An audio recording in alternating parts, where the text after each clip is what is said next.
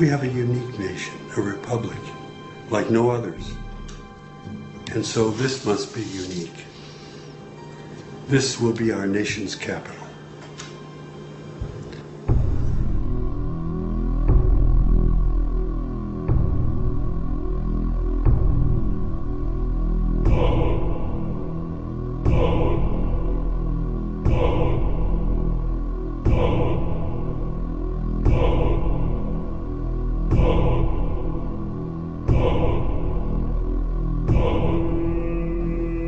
Clearly, a lot of the designers and architects of Washington, D.C.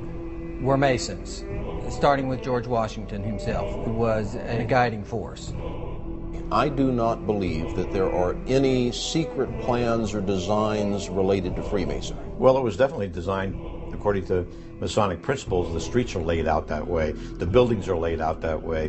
Conspiracists are always looking under their bed for evidence that there is some vast conspiracy. Masons may very well say that they really aren't influential as far as Washington, D.C. is concerned, and yet the cornerstone was laid by Masons. You see in the inverted five-pointed star, which is the goat of Mendes, built into the streets of Washington, D.C. No, there are no satanic plans in the street plans of Washington, D.C. There is a pentagram to the north of the White House. But the streets don't actually connect to form a pentagram. This is geometry.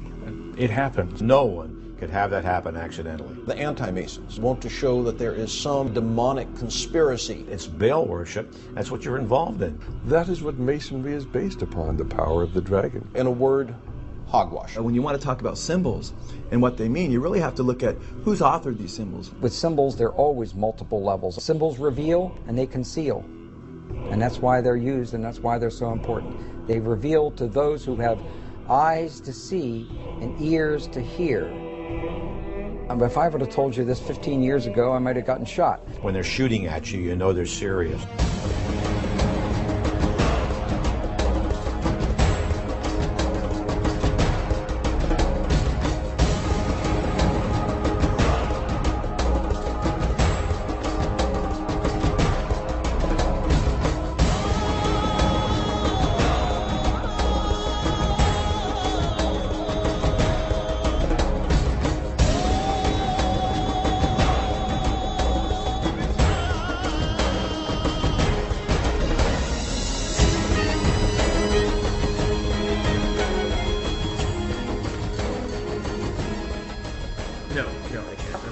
President's house needs to turn 180 degrees. It's just 180 degrees? Absolutely, absolutely. There's absolutely no way we can compromise. Throw the entire thing out. Happily. This area I here, beg your this pardon. is not going to work. This is not going to work. Absolutely. You're absolutely right. You have had Goodbye. Thank you.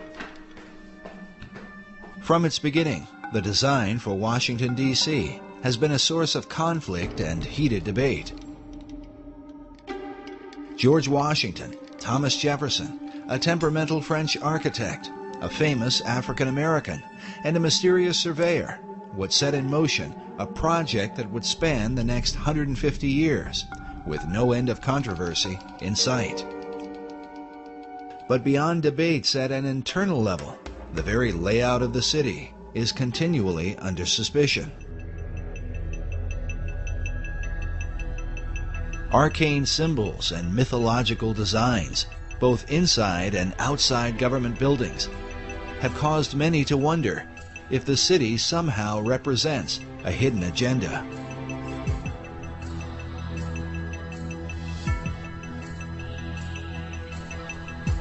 This becomes increasingly important as America's current place on the world stage ignites firestorms of controversy. As the United States is the most powerful nation on earth, many have wondered, what is America up to? Could the purpose of operations currently carried out by the U.S. government somehow be reflected in the design of its capital city? At the center of controversy are secret societies. Many of America's leaders have belonged to them right from the nation's beginning. Our current president, George W. Bush, has admitted to his membership in the mysterious Skull and Bones Society. You were both in Skull and Bones, the secret society. It's so secret we can't talk about it. What does that mean for America?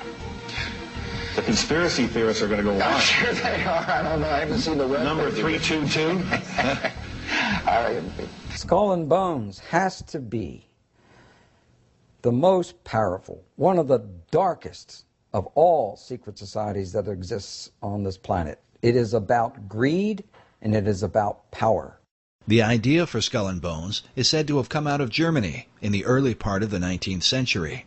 The society was founded at Yale University by William Huntington Russell, along with Attorney General and Secretary of War Alphonso Taft, whose son, William Howard Taft, would go on to become America's 27th president.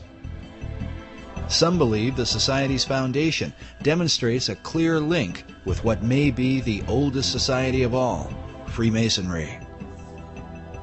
The Society is shown here in 1993, reenacting the laying of the cornerstone for the United States Capitol on the 200th anniversary of the event.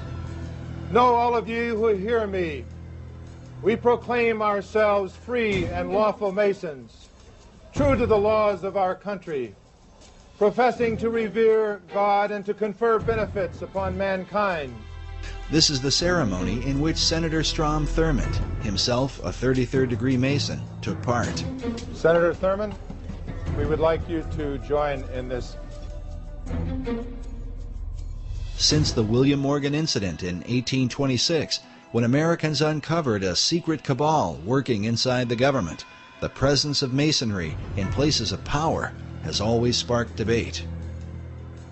But their influence in American government is undeniable. This is the same Bible upon which Presidents Clinton, Bush, Carter, and George Washington were inaugurated president. Of America's 43 presidents, at least 15 are confirmed Masons, though some say the number is even greater.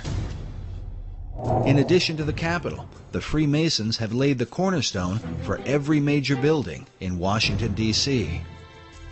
The cornerstones of the President's House, known to us as the White House, the Washington Monument, the Smithsonian, Independence Hall in Philadelphia, incidentally by past Grand Master Benjamin Franklin, and Constitution Hall stand out among many others as outstanding examples of cornerstones which have been laid Masonically. The cornerstone of the United States Capitol, however, stands out above all buildings erected in the free world as the seat of government for our people. This bronze plaque, located inside the U.S. Capitol, marks the spot where the original cornerstone was laid by George Washington, the first American president and a Freemason. George Washington is probably the most famous Mason in the world. The George Washington Masonic Memorial is entirely dedicated to the idea of Washington as a Freemason. Now, we do know that Washington participated in the laying of the cornerstone of the United States Capitol as a Masonic ceremony, and he wore his regalia as a Master Mason. And he laid the cornerstone and performed the ceremony of laying the cornerstone. Washington's participation in the event was recorded by the newspaper of the time, the Columbian Mirror, which can still be obtained through the Library of Congress. Laying the cornerstones of buildings which serve mankind is one of the world's most ancient customs. The cornerstone laying ceremony predates Freemasonry, although its early symbolic purposes as a sacrifice to appease the gods or demons or whatever in prehistorical times. Of course, there's no application to why Freemasons do it. The corn, wine, and oil that we use for this are also ancient symbols. Corn is the symbol of plenty, wine the symbol of refreshment, and oil the symbol of joy and gladness. While Masonry maintains these symbols as a representation of blessing, there are some who believe they hold a more hidden meaning. With symbols, there are always multiple levels, up to 7 different levels of interpretation with every particular symbol. Corn is an important symbol in Masonry and is one found repeatedly in Washington, D.C. But what sort of hidden meaning could apply to corn?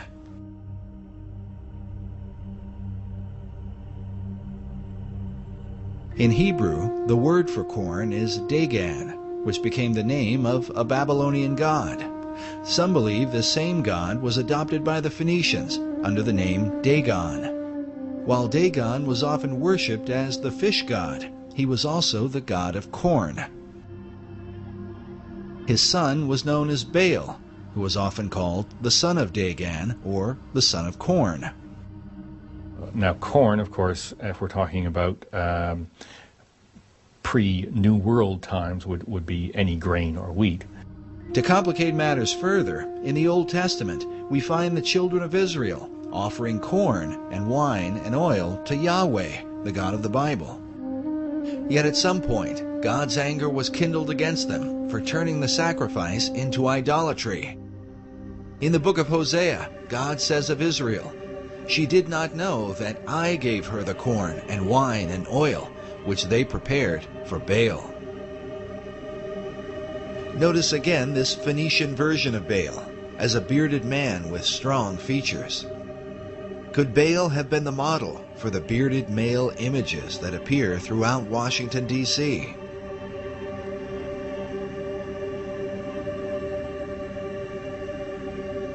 Take note of this image, with ears of corn carved into the hair.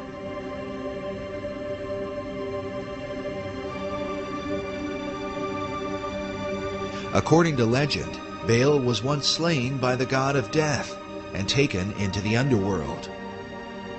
But at some point, he was resurrected, or as it is sometimes called, awakened. At Haynes Point in Washington, D.C., is found this mysterious statue of a bearded giant rising up out of the ground. Or perhaps out from his grave. The statue is called the Awakening.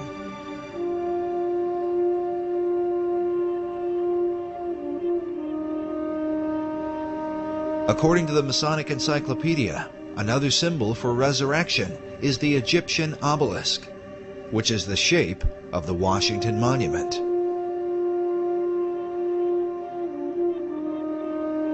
The word obelisk is sometimes translated Baal's shaft or the shaft of Baal.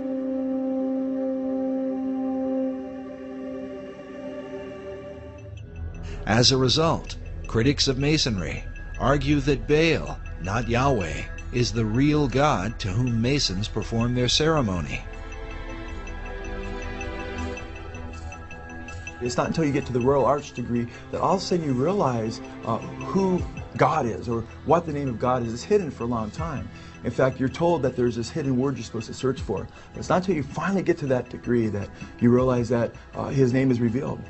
It's believed that at the higher levels, the Masons secretly worship Baal under a hidden and unusual name. As you go higher up in the Masonry, you learn the secret name of God, which is a secret and the lost word that the Masons in the Blue Lodge seek. They already know it. It's Jobulon.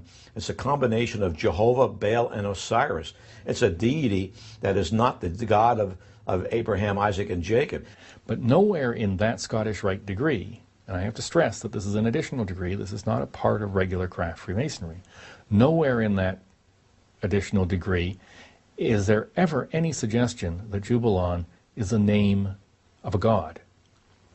What it is a amalgam of 3 different words, which in ancient languages was the word for God. Coyle's Encyclopedia of Freemasonry, he admits on page 516 that Jebulon is basically a composite of 3 different names of different gods. Je, meaning Jehovah, or the Syriac name of God, as he says. And then Baal, or he says Bel, B-E-L, or Baal, he spells it B-A-A-L, how the Bible spells Baal, or Baal, it's pronounced in Hebrew, which is the Canaanite god. And then he gives On for the Egyptian god, referencing, many Masons reference Osiris. And it's interesting because when you look at what he's said there, he's admitting that the Masonic name for God includes Baal or Baal. It's not intended to represent a god. Its only use in the ritual is as a password to gain entry to the lodge. It's a demonic god. It's Baal worship. That's what you're involved in. It is the word for God in 3 ancient languages, 3 ancient civilizations. And that's all it is. The Mason is actually worshiping Baal, Jebulon, Je-Baal-on, and Osiris, and just using the name of Jehovah, which is also wrong because God warns not to use his name in vain. Freemasonry is often attacked and accused of being a religion simply because it promotes a belief in God. But nowhere in the teachings of Freemasonry does it promote any specific attributes of God. See, belief in God is faith. Belief about God is religion. From a biblical Christian standpoint, and as a Christian, I have to really take issue with this because there are many scriptures from Genesis to Revelation that condemn idolatry and worshiping other gods. In Freemasonry, to make it easy for men of all faiths to meet together, we use the expression great architect of the universe. Now that's not a name, that's a description. Much the same as grand geometrician is a description of an attribute of God. Grand geometrician or great architect refers to his attribute as the great creator. But men of all faiths can accept that description of their God. God warns about an admixture or a synergism or a synchronistic view of mixing different gods with his name, and that's something he's very clear about that we're not to do. In fact, it's interesting, Baal or Baal is depicted in the New Testament by the Jews as well as Jesus. He's called the ruler of demons. It's another name for Satan. Most scholars agree that Baal became synonymous with the devil. Yet Masonry insists its view of God is without definition. For the Mason, the corn, wine, and oil ceremony might as easily be dedicated to Baal as to any other god. Nevertheless, the conflict between Masonry and its critics goes on. Freemasonry is rationalist and humanist. It is not superstitious, and it is not involved in the occult. A lot of Masons don't have a clue as to the fact that the Masonic God is basically Satan. I think that's supremely arrogant of anyone who's not a Mason to believe they know more about Freemasonry than a Mason does. May corn, wine, and oil and all the necessaries of life abound among the people of the world, and may this building be continued and preserved to the latest ages. What do these things really signify? Could it be an occult ceremony representing some sort of demonic conspiracy, as some suggest? Or is it merely a harmless practice to honor an ancient tradition? To investigate these things, we first review the beliefs of the secret societies that came to America. It is clear that the arcane symbolism in Washington, D.C. begins with them.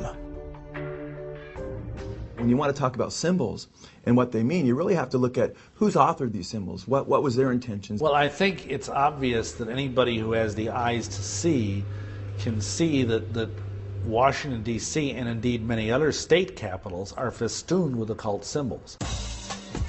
Because these symbols come from the esoteric realm, it is important to define them according to the thinking of occult philosophers. Symbols reveal and they conceal, and that's why they're used and that's why they're so important.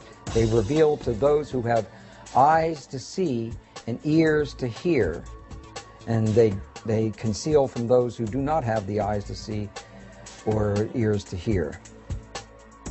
In the book, Masonic and Occult Symbols Illustrated, we find this quote from Masonic author Charles G. Berger, who says that symbols came to have two meanings, the esoteric and the exoteric. The esoteric meaning was the true or original meaning, understood only by a few and closely guarded by them. The exoteric meaning was the invented or modified explanation intended for the many.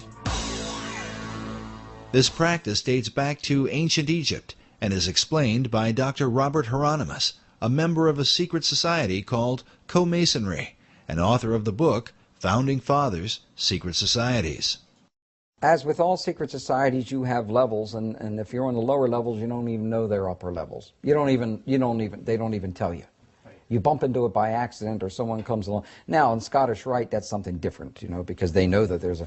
But before then, and basically secret societies, such as, let's go to ancient Egypt. To the ancient Egyptians, the priest would tell the serfs, the guys that tilled the land, they would say, the sun is God, okay? And so they accepted that very low-level interpretation, all physical. That's not what the priest believed.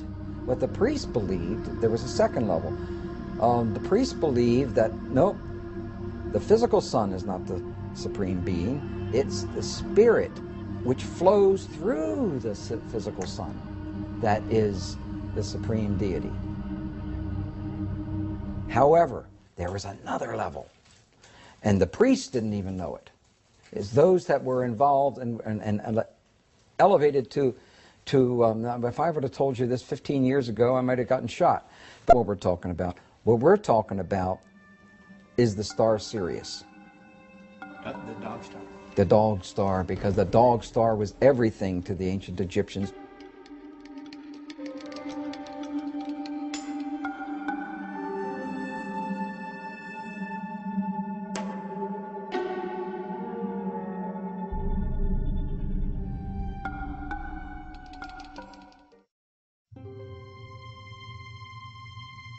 Sirius is said to have been the most important star in the ancient world. It was considered the brightest star in the heavens, many times brighter than the sun. The Great Pyramid was built to synchronize with Sirius, so that the light of the star would shine into the Queen's chamber, supposedly to cast a beam upon an initiate during a ritual. Sirius is considered to be the dog star. It's considered to be the most evil star in the Egyptian pantheon. And the reason for this is because in ancient Egypt they depended on the Nile. And during the time when Sirius is in its ascendancy, which is in late July and early August, was the time of drought. It was a time when the Nile was at its most weak in terms of being used for crops. And so the Egyptians thought this was a time of blasted blight, drought, and evil. It seems strange then that Sirius should be related to the founding of America. According to Masonic author David Oveson, the Declaration of Independence was signed when the sun was in alignment with Sirius in July of 1776. It is, however, appropriate that Sirius should be related to the most Egyptian-styled icon in America's capital city, the Washington Monument. Oveson writes that in 1848, when the cornerstone of the Washington Monument was laid, the sun would have passed over Sirius. He goes on to say that in the course of the ceremonial, the star Sirius would have been seen on the eastern horizon. It would have been rising over the Capitol building to the east of the monument. The monument itself was originally designed by Freemason architect Robert Mills. Mills was trained by an Egyptian-style obelisk surrounded by a Roman colonnade with Greco-Roman-looking statues all around it. According to the original plan, the monument should have been built directly south of the White House. But as with every plan, things change. When they went to build it, and when they calculated what the weight of the monument was going to be, they determined that that precise spot, that the foundations and the bedrock at that precise location would not safely support the weight of the monument. As a result, the monument was shifted slightly to the east. While it is not in a perfect alignment with the White House, it would end up in a perfect north-south alignment with the Masonic House of the Temple, which was built some years later. Masonic President James K. Polk. The project itself would take over 30 years to complete, during which time funding for the project would be scarce, the American Civil War would take place, and many ideas about the monument would develop. When the aluminum capstone was finally set on December 6, 1884, the end result would be a much simpler and more Egyptian figure than was first envisioned. The shift in design was the influence of George Perkins Marsh, the man considered the father of the modern environmentalist movement. In 1876, Marsh was the U.S. minister to Italy. While there, he spent years studying the many obelisks which had been brought from Egypt. It was he who realized that the height of a traditional Egyptian obelisk was approximately 10 times the base, causing the plan for the Washington Monument to be reduced from 600 feet to 555 feet. As for the colonnade and statues planned by Mills, Marsh wrote, "Throw out all the gingerbread of the Mills design and keep only the obelisk." While a true obelisk is fashioned from a single block of stone, the Washington Monument is made up of many stones. The hope of the Washington Monument Society was that the structure would reflect the idea of out of many, one.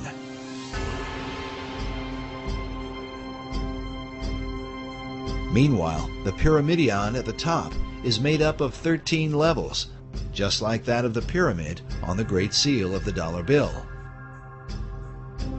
But mysteries abound with the monument, not the least of which is the presence of a 12-foot obelisk beneath a manhole just a few hundred feet away from the Washington Monument. It appears to be a miniature replica of the monument itself, but as to why it is there, no one seems to know. Yet like the pyramid on the US dollar, this obelisk is missing a capstone.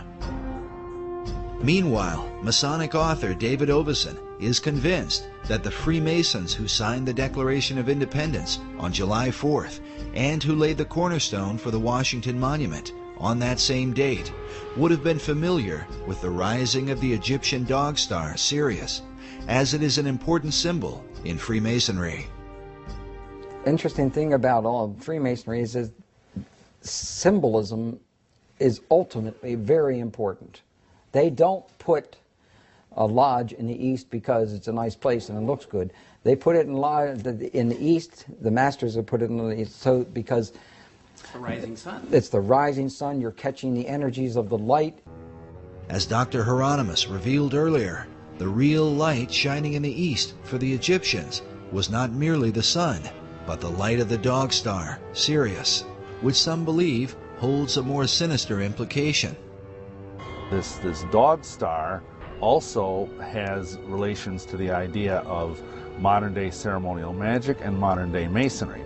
This was especially true for 20th century occultist and Freemason Aleister Crowley, who openly practiced ceremonial magic and was a member of a secret order called the Order of the Silver Star. The Silver Star was a reference to Sirius.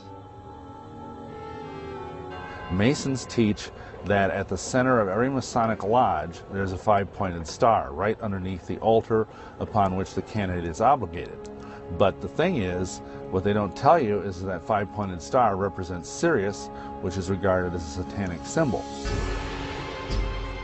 There is perhaps no symbol that evokes occult suspicion like the figure of the pentagram, which from ancient times was associated with the dog star Sirius.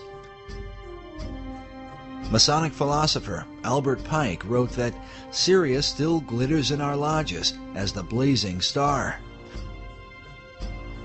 The blazing star is an ancient Gnostic term for Sirius, and as shown here, is symbolized in Freemasonry by the five-pointed star or pentagram.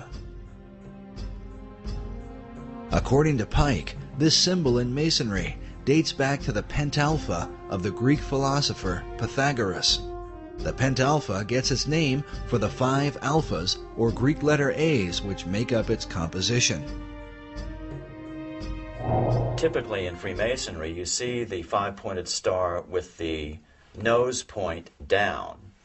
Now, there's even a division in Masonry which considers this the evil side of Freemasonry as opposed to the non-evil side. For example, Freemasonic lodges in New York do not use the nose side down star. They turn it around so the nose is pointing up, and they consider that a good variety of Freemasonry. Here is an upright Masonic star, which is another type of the blazing star mentioned earlier. Some believe this representation of Sirius may be the origin of the 5-pointed stars which adorn the American flag, as well as the stars that adorn the Statue of Freedom on top of the U.S. Capitol. Incredibly, these same 5-pointed stars were carved by Freemasons into the ceiling of Rosslyn Chapel in Scotland more than 500 years ago. Because Sirius is said to arise in the east, it also became known as the Eastern Star. To the Egyptians, Sirius was identified with the dog god Anubis, which is where the name Dog Star comes from.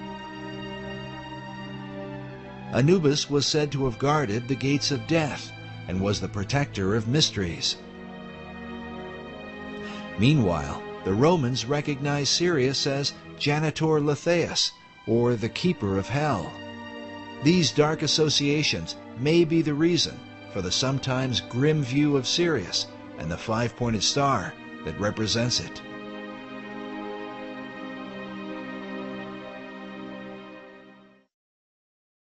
But Sirius was also associated with the Egyptian goddess Isis, and here, as we connect the dots, a more complete picture begins to emerge. For the Egyptians, the rising of Sirius in the east preceded the annual flooding of the Nile River, which for them was a magical event. It was also the time that the goddess Isis would appear and give birth to Horus, the divine child of the Egyptian Trinity. The all-seeing eye is also called the Eye of Horus, and in Freemasonry, Horus symbolizes the Masonic concept of a Christ. This is further represented by the hieroglyph used to denote Sirius. Notice the 3 symbols, an obelisk, a star, and a half circle. According to Egyptologists, the half circle is used to denote what is called the benben, or the capstone used atop the pyramids. Throughout all history, it has been said that the capstone to the Great Pyramid of Egypt has been missing, which is why the all-seeing eye of Horus floats in its place above the pyramid on the back of the dollar bill. According to occult philosophers, the light which illuminates the eye comes not from the sun, but from the dog star Sirius, as is demonstrated by this illustration of the blazing star of Masonry, centered by an all-seeing eye. As Robert Balville writes, in many esoteric traditions, the return of the capstone of the Great Pyramid will signal the return of the Great Initiate, which, according to many prophecies, signifies the return of the Christ.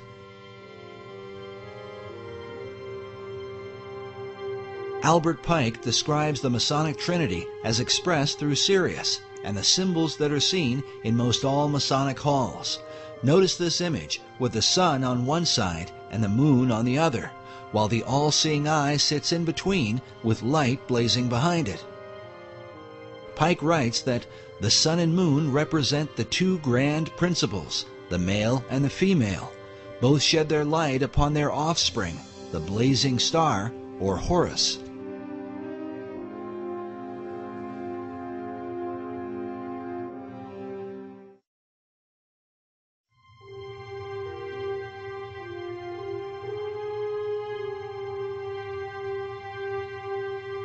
These philosophies have been known and practiced by secret societies for many centuries. As the evidence will show, designing cities as a reflection of occult tradition was not a new concept to the Founding Fathers, among whom the influence of Freemasonry seems undeniable. In fact, the 110th Congress of the United States on January 5, 2007, passed House Resolution number 33 to honor the Freemasons for their contribution throughout America's history. The number 33 is well known as the honorary degree of Scottish Rite Masonry. The House resolution read in part that the founding fathers of this great nation and signers of the Constitution, most of whom were Freemasons. The Masons felt in the United States that they were forming a Masonic republic. The concept of a republic dates back to the Greek philosopher Plato. Plato's Republic. That's a utopian theme, and that whole thing runs through our philosophy and thinking among the humanists to this day. They still think they would like to introduce Plato's Republic. Think about it. Every socialist country that's gone socialist have always called themselves a republic for that very reason. It was Plato who likewise set down the earliest known record of ancient Atlantis. Centuries later, Sir Francis Bacon would set down the New Atlantis, a tale which some believe was meant to be a blueprint for the New World, one based upon the teachings of ancient philosophers. Bacon didn't invent this New Atlantis concept. He was merely the inheritor of it. He was probably the most articulate proponent of it ever in history, but it preceded him. Bacon believed that the American continent was in fact the site of ancient Atlantis, a concept held by teachers of esoteric wisdom even today. A New Atlantis really was just America anyway. The east coast of America, if you take a look at the maps by other clairvoyants who have studied Atlantis, indicates that the east coast of America was the west coast of Atlantis. This country, America, is the remnant of the ancient Atlantis, and so is very susceptible to much of the history of Atlantis, the energies of Atlantis, and some of the actions, for instance, the religion of Atlantis. According to esoterics, the religion of Atlantis was in fact the mystery school teachings that were embraced by the ancient philosophers.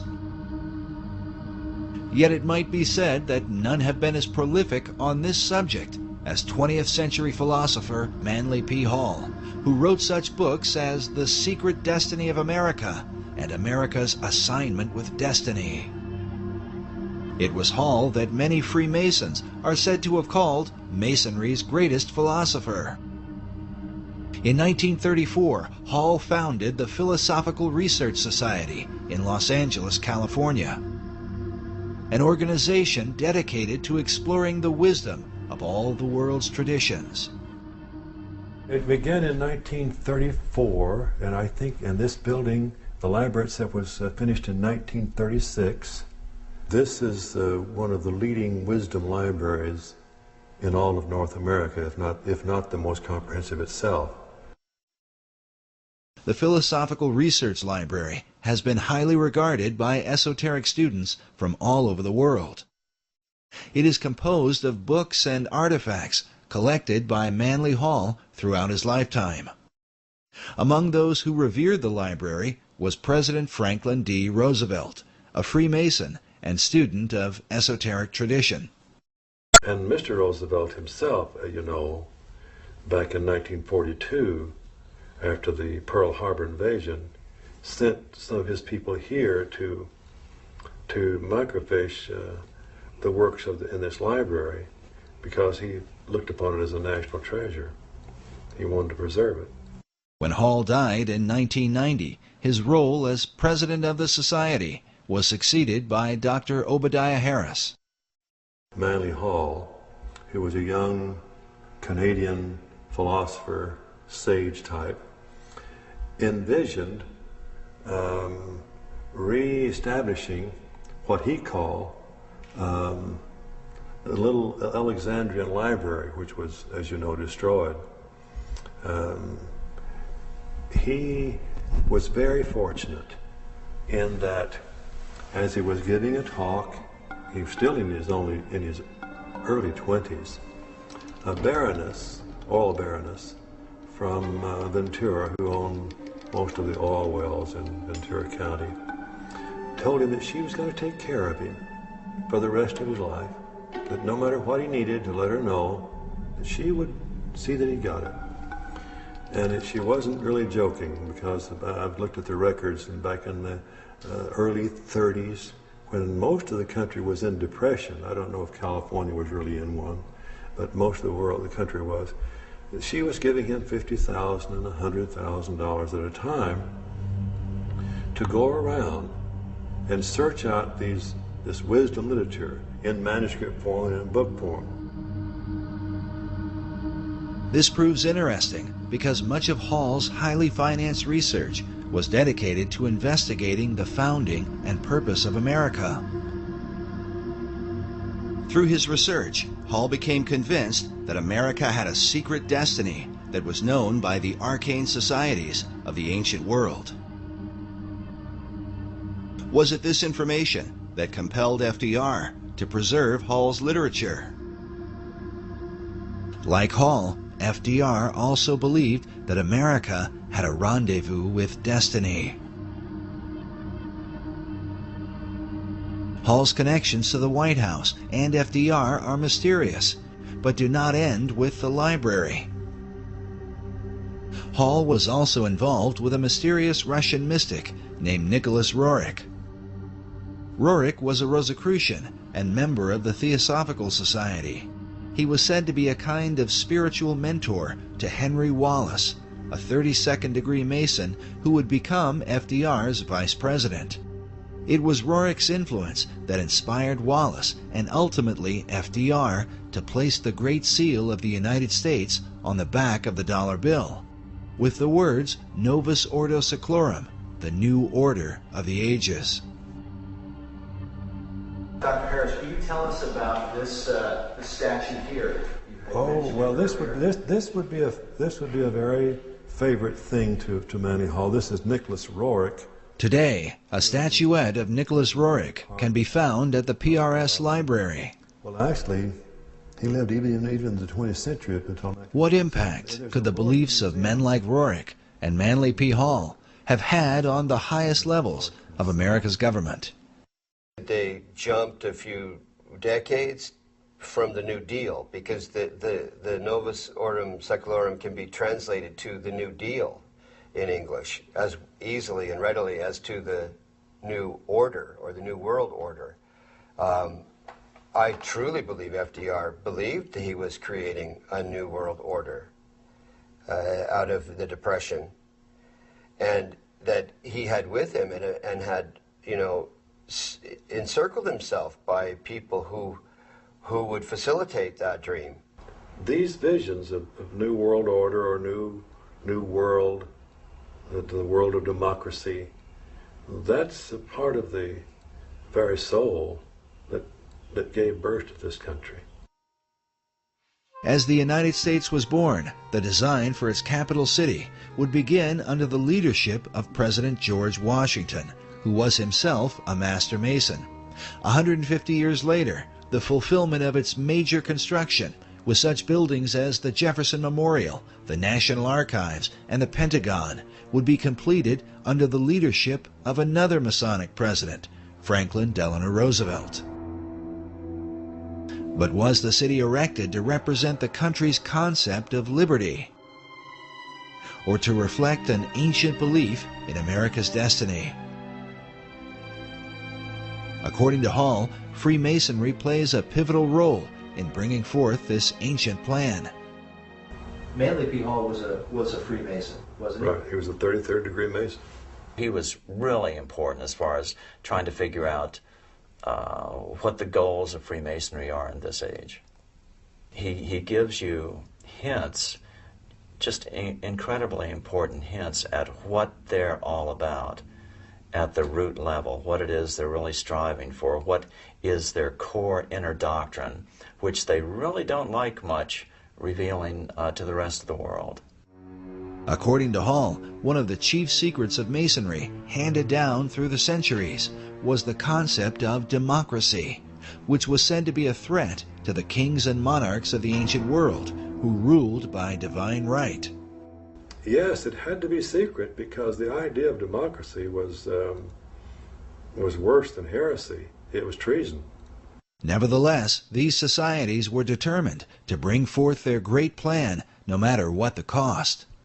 In his book, The Secret Destiny of America, Manly P. Hall wrote that world democracy was the secret dream of the great classical philosophers, saying that the brilliant plan of the ancients has survived to our time, and it will continue to function until the great work is accomplished. Many researchers believe this great work is the secret behind the wars and rumors of war America has been involved in through the 20th century, right up to the present day. Could this plan of the ancients to establish a world democracy be the real hidden agenda of secret societies? And was this ancient plan echoed in the 2005 inaugural address given by President Bush? When our founders declared a new order of the ages, they were acting on an ancient hope that is meant to be fulfilled. The occult is working at the highest levels of our society, using the military and financial power of the United States to bring about this one world state. And the president has spoken openly about it, how the purpose of the United States is to bring democracy to the nations of the world. Where did this become the function of our nation, to bring democracy to the world? You only need to read the writings of Manly P. Hall, where he tells you that for 3,000 years, secret societies have been working to bring democracy to the world.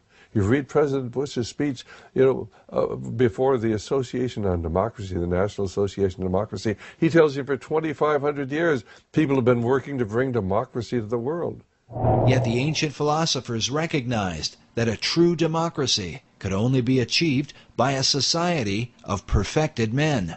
The perfected men would be comfortable in a true democracy, and probably a true democracy cannot emerge until there is enough of such human beings in the world that can take over the government of man. It will be that kind of leadership. It'll be like Plato's vision of the philosopher king, the man who has wisdom and the man who has power. Democracy has the occult promise of a fair world to live in.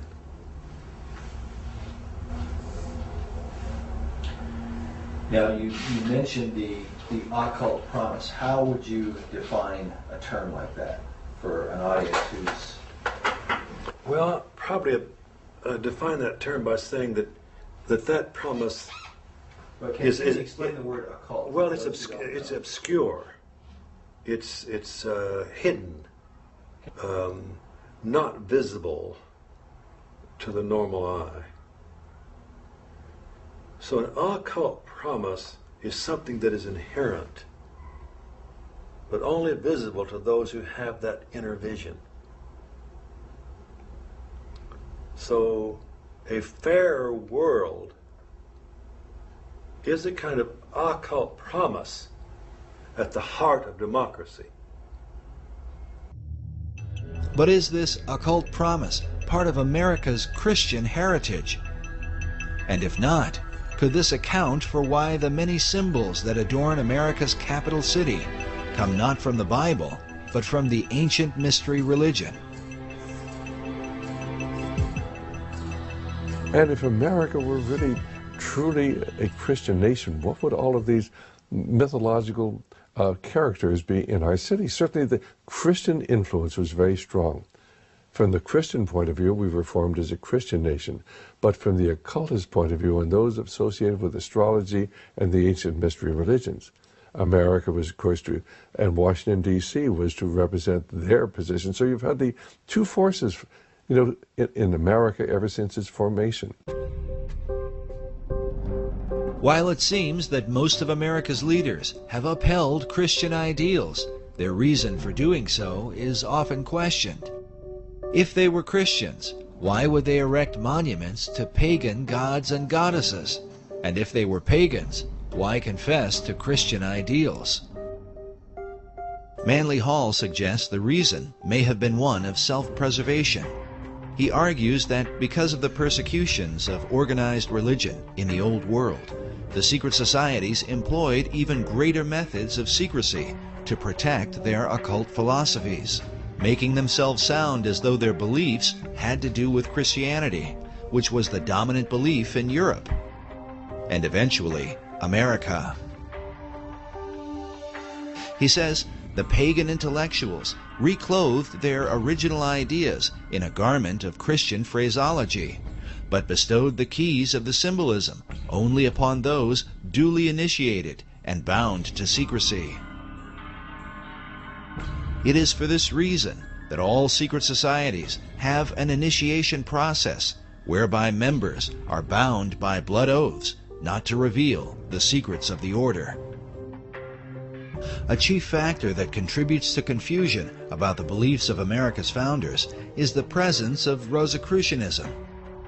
The Rosicrucians are a mystical, arcane society that played a major role in the development of Freemasonry. The rose and cross, which symbolize the society, are also the source of its confusion.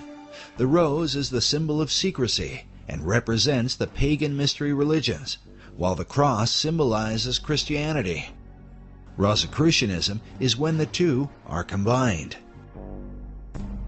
Because of this, one can begin to understand how a man like Charles Thomson could be famous for his English translation of the Old and New Testaments, and at the same time approved the design of the Great Seal for the United States, with the all-seeing eye of Horus floating over an Egyptian pyramid. Thomson was closely associated with a man named Peter Miller, a well-known 18th century Rosicrucian and the leader of the Ephrata community in Ephrata, Pennsylvania. The Ephrata cloister is believed to have been the first esoteric settlement in the New World, with connections to some of the founding fathers, such as Benjamin Franklin and George Washington. The early Ephrata movement clearly held mystical beliefs, even driving stakes into doorways to ward off evil spirits. We now know for certain that they were Rosicrucians. It was Washington was close to these individuals, as well as Franklin and Washington and Jefferson. Benjamin Franklin even enlisted the aid of Peter Miller to translate the Declaration of Independence into a number of European languages and to inform the world of America's independence. The printing for these translations was done at the Ephrata cloister. Peter Miller would have been further connected to many of the founding fathers through the American Philosophical Society, founded originally by Benjamin Franklin in 1743. The Society's members included such prominent figures as Thomas Paine, Alexander Hamilton, Thomas Jefferson, the Marquis de Lafayette, George Washington, Charles Thomson, and of course, Peter Miller. Later members would also include such names as Charles Darwin and Thomas Edison. Franklin Society is thought to be directly related to the earlier concepts set forth by Sir Francis Bacon. According to Michael Howard in his book, The Occult Conspiracy, Franklin's American Philosophical Society was operated in the same tradition as the Royal Society in England, which was based on Sir Francis Bacon's Rosicrucian concept of the Invisible College. In the history of the Royal Society, they refer to the beginnings of the Royal Society came from a group of people who called themselves the Invisible College. The Royal Society was brought in after Bacon's day. In fact, Bacon had been dead, I think, about 50 or 60 years, and the Royal Society was then brought in. How it happened, I believe, was, well, in fact, it's documented so solidly that you can buy, there's a book written by Thomas Sprat, who was the first president of the Royal Society, so this goes back to the early 1700s, and he wrote a history on it. And he acknowledged there that Francis Bacon was the originator of the idea. The purpose of the Royal Society of London was to further Bacon's advancement of learning through scientific investigation. It is without question, however, that some of their work led to the metaphysical and the occult. And then we find that the Rosicrucians called themselves the Invisible Brotherhood, and the College of Rosicrucians was therefore what was called by them the Invisible College. A Rosicrucian influence can be clearly seen in some of America's symbols. For example, this image of a pelican feeding her young appears in Manly Hall's Secret Teachings of All Ages and is very common to Rosicrucianism and Freemasonry. Now notice the Great Seal for the state of Louisiana. This particular replica is found inside the inner corridors of the U.S. Capitol. The Temple Church in London is a well-known Knight Templar church. Here we can see that the golden rosy cross can be traced back to the mysterious knights. Now, notice the art surrounding the shrine. How a series of squares are shown with red and golden roses in the midst. The shrine opposite has a variation of the same design. Now consider this same pattern as it appears throughout the interior of the state capitol.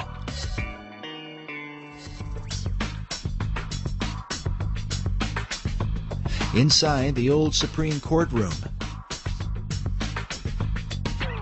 and in various forms throughout the Library of Congress.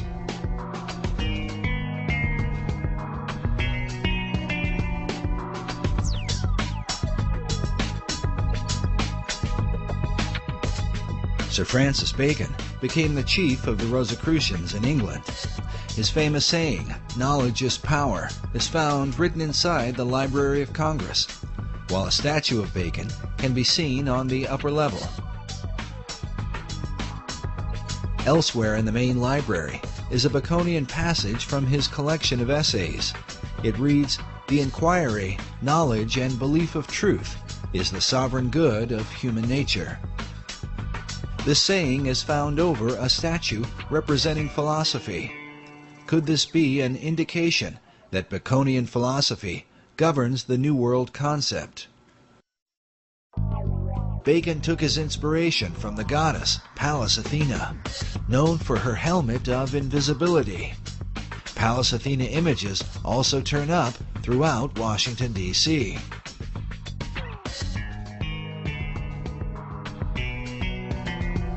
The Virginia State Seal bears the image of Athena, with her foot upon a fallen king whose crown is cast aside. The word Sic Semper Tyrannis, thus always to tyrants, written beneath.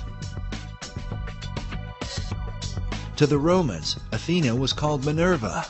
This painting of Minerva can be found in the Great Hall of the Library of Congress. At 15.5 feet high, it is the most imposing image in the room.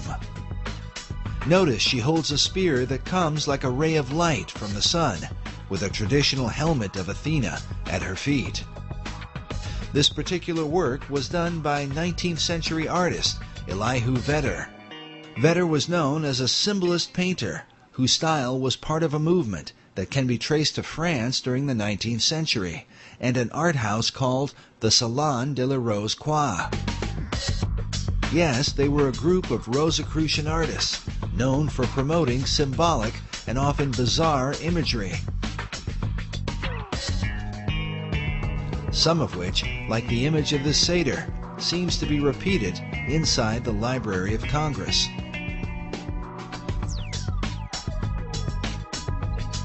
It's not clear if Vedder himself was a Rosicrucian, but one of his chief influences certainly was. William Butler Yeats was a prominent member of the Golden Dawn, a Rosicrucian secret society. Yeats, along with Irish mystic William Blake, are said to be two of Vedder's leading inspirations. Vedder's own occult themes are filled with haunting, esoteric imagery, like this work, which is called The Cup of Death. In addition to Minerva, Vedder was commissioned to do a series of paintings illustrating government, which can be found at the east end of the Great Hall in the Library of Congress. Now let's look again at this image from the Salon de la Rose Croix. It pictures Leonardo da Vinci on the right, dressed like Joseph of Arimathea, whom occultists believe was the original cupbearer for the Holy Grail.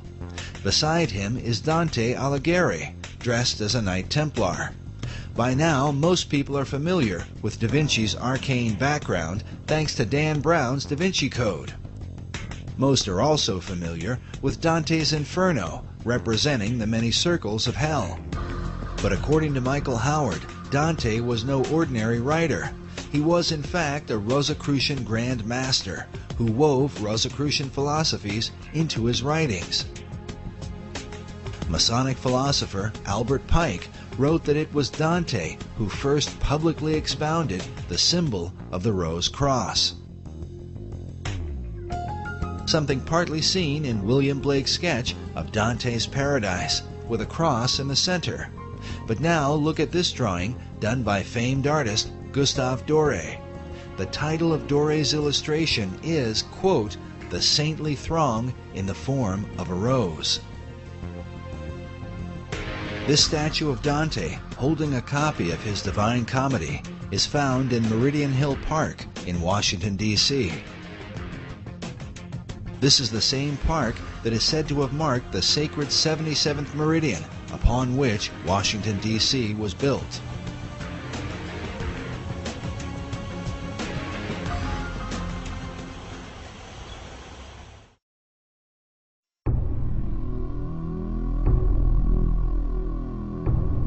But one final Rosicrucian emblem in the Library of Congress is worth noting.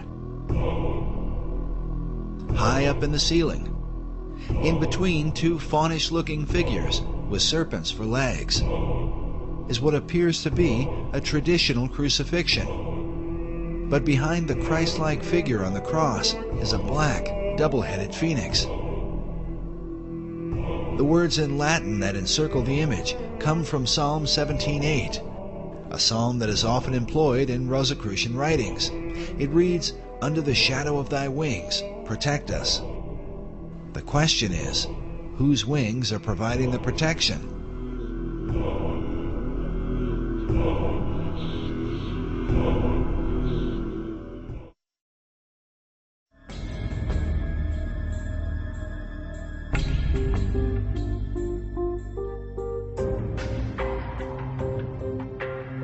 The Rosicrucians, like the Freemasons, follow a particular philosophy known as Hermeticism, which is directly related to how and why Washington, D.C. was built.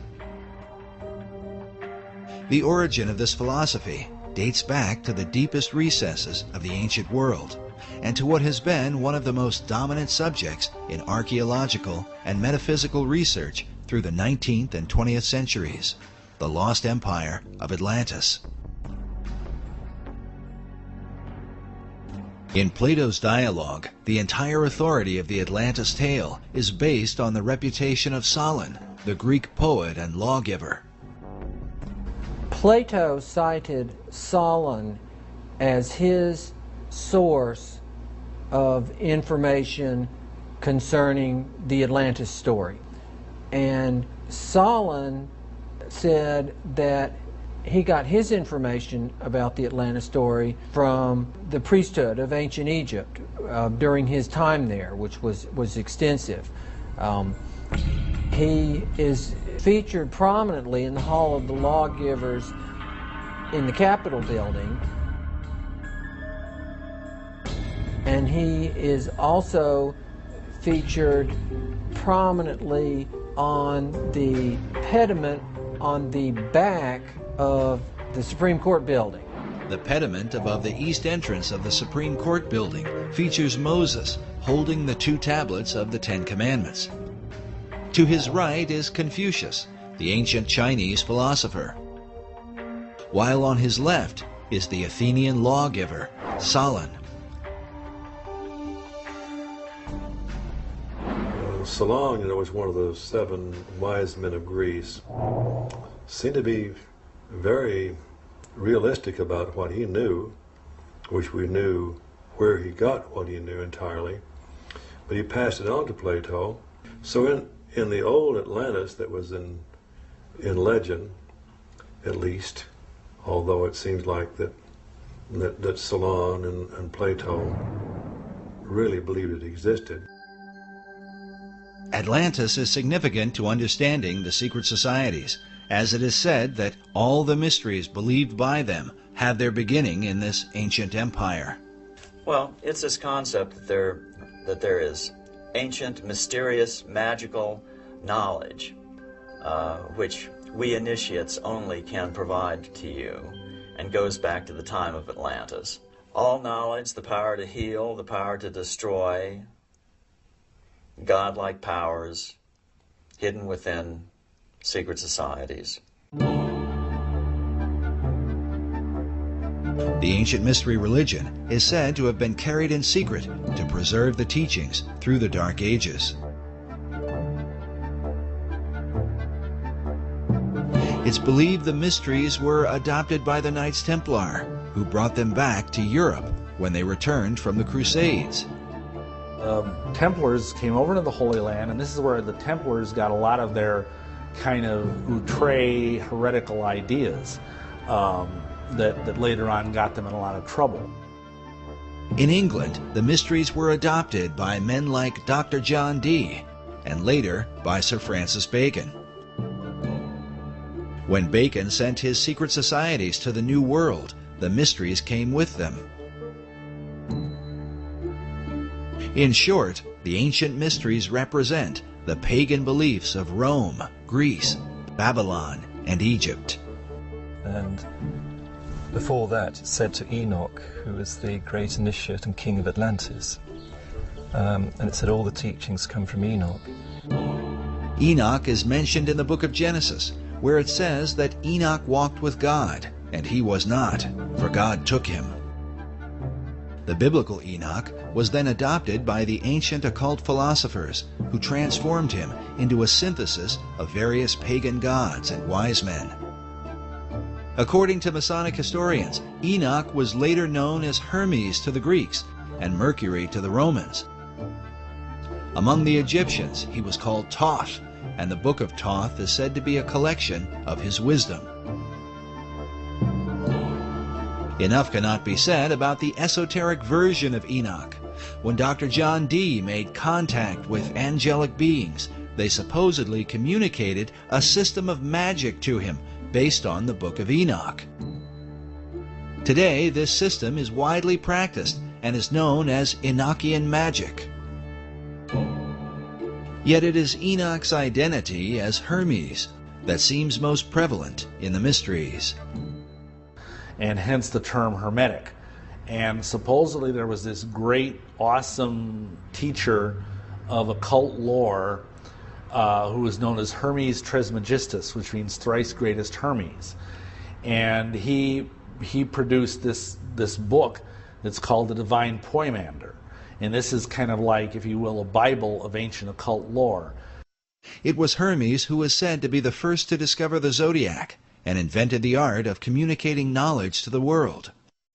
More importantly, Hermes taught men the craft of building cities. In the Divine Poimander is revealed the Hermetic maxim, as above, so below, as pictured by this tarot card of a magician with one hand up and the other hand down. It's as above, so below, but after a different manner. And what that means is that in esoteric thought, in everything that is above is reflected down below. So for example, a human being is a certain shape and form, but the universe itself is a giant version of the human body. And that everything that is down here has a supernal, macrocosmic, if you will, origin. And that's one of the essential concepts in the occult. As above, so below is repeatedly symbolized in esoteric art and a variety of symbols, the most basic of which is a triangle pointing upward or above. This is accompanied by a second triangle pointing downward below. When combined, they form a hexagram, commonly recognized as the Star of David, one of the most dominant symbols in the occult. Removing the base of the triangles, one can see the outline for the square and compass of Freemasonry.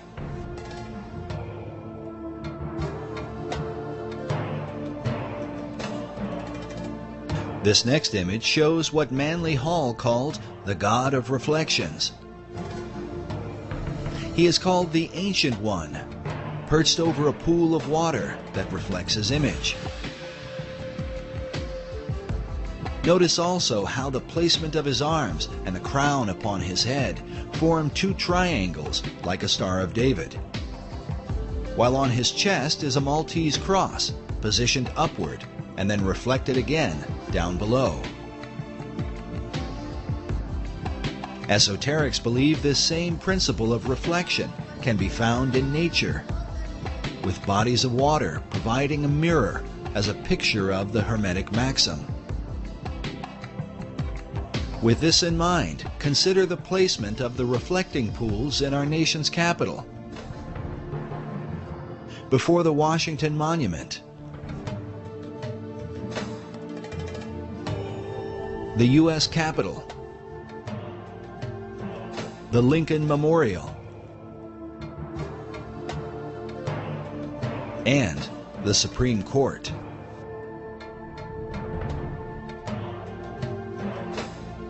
As above, so below is the philosophy that guided ancient cultures into building their cities and sacred monuments in alignment with the stars.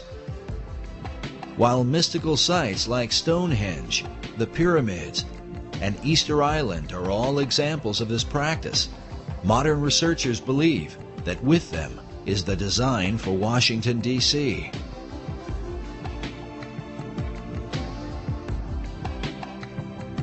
As above, so below. All those individuals that were involved in any type of architecture to the ancients, that philosophy, that dictum, especially in Freemasonry, was as above, so below. What you have in the heavens should reflect at a certain period of time that which is on the earth. So Washington, D.C., in my opinion, has some very strong, powerful spiritual energies because of the lining up of these buildings to various stars. These spiritual energies are referred to by Masonic author David Oveson. He writes that in the years following the American Revolution, the Masonic fraternities held ceremonial layings for government buildings. Such buildings were aligned with the stars and with the spiritual beings who ruled the stars. The debates over the design for Washington, D.C. usually begin with the designers themselves. Were these the sort of men to employ esoteric philosophy into the building of America's capital city? There's a distinction we have to make between the street plan of Washington, D.C. and the architecture that adorns it. We know the names of the four major people that laid out the street plan and the variations that happen in those street plans. And then there are any number of architects that worked on the various buildings that went up over the years. Nevertheless, at every major level, the influence of Freemasonry is said to have played a pivotal role. So much so that many researchers claim to see a Masonic square and compass in the street design itself.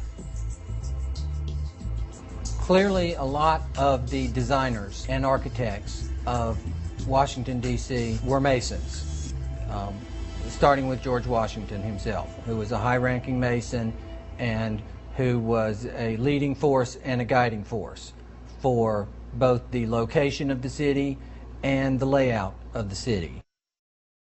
Washington's authority as the father of a new nation would set the course for America's capital city, beginning with its designer.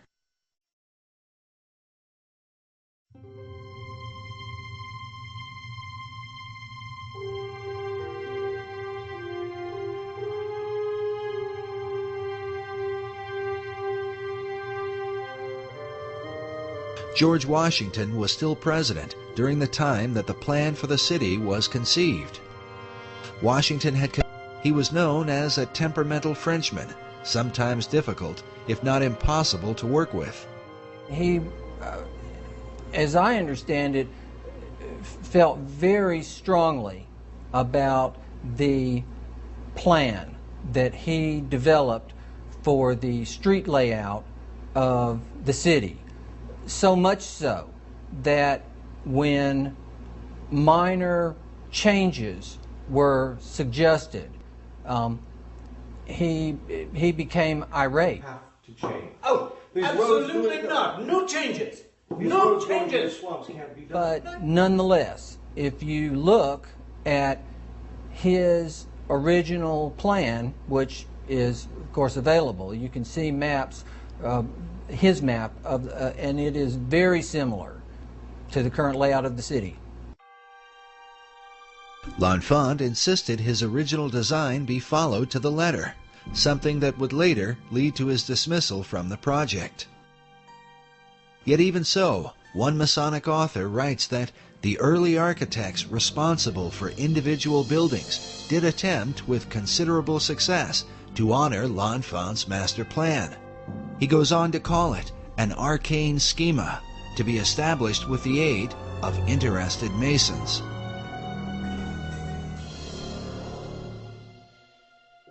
Yet in the planning stages, L'Enfant was particularly at odds with Thomas Jefferson. These guys had a terrible, they just did not get along. Jefferson, of course, was a very important part of the designing of Washington, D.C. Jefferson himself, along with Benjamin Franklin, was said to be deeply involved in astronomy. Jefferson spent 5 years as the American ambassador to France. When he returned, he brought with him the influence of European architecture. Along with Washington, Jefferson, and L'Enfant was Andrew Ellicott, the surveyor for the city, and Benjamin Banneker, his assistant. Banneker has been called the man who loved the stars. He was a free-born African-American who published a famous almanac on astronomy. His influence on the design of Washington, D.C. has been greatly disputed. Some believe that when Pierre L'Enfant was fired from the project, he took his designs with him. Good day, sir. L'Enfant. And that Benjamin Banneker was able to recreate the plan from his photographic memory later on. Others argue that copies of L'Enfant's design were still available, and that the unfinished elements were then added by the surveyor, Andrew Ellicott, a little-known figure who some believe was a Freemason. While mysteries abound about the specifics, one thing all of the designers and surveyors seemed to have in common was an interest in the esoteric elements that would compose Washington, D.C. Ultimately, when the final design was presented, George Washington chose to call it the L'Enfant Plan.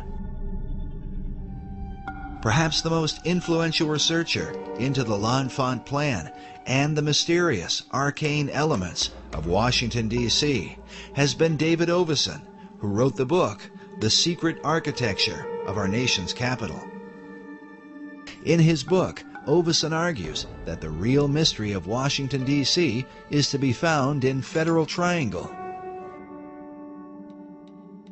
What Oveson felt was that Federal Triangle was basically reflected from the stars. Oveson's research, more than any other, confirms the idea that Washington, D.C. was built according to Hermetic principles, as above, so below. It was laid out to reflect what was going on in the stars, where you had a right-angled triangle surrounding the constellation of Virgo.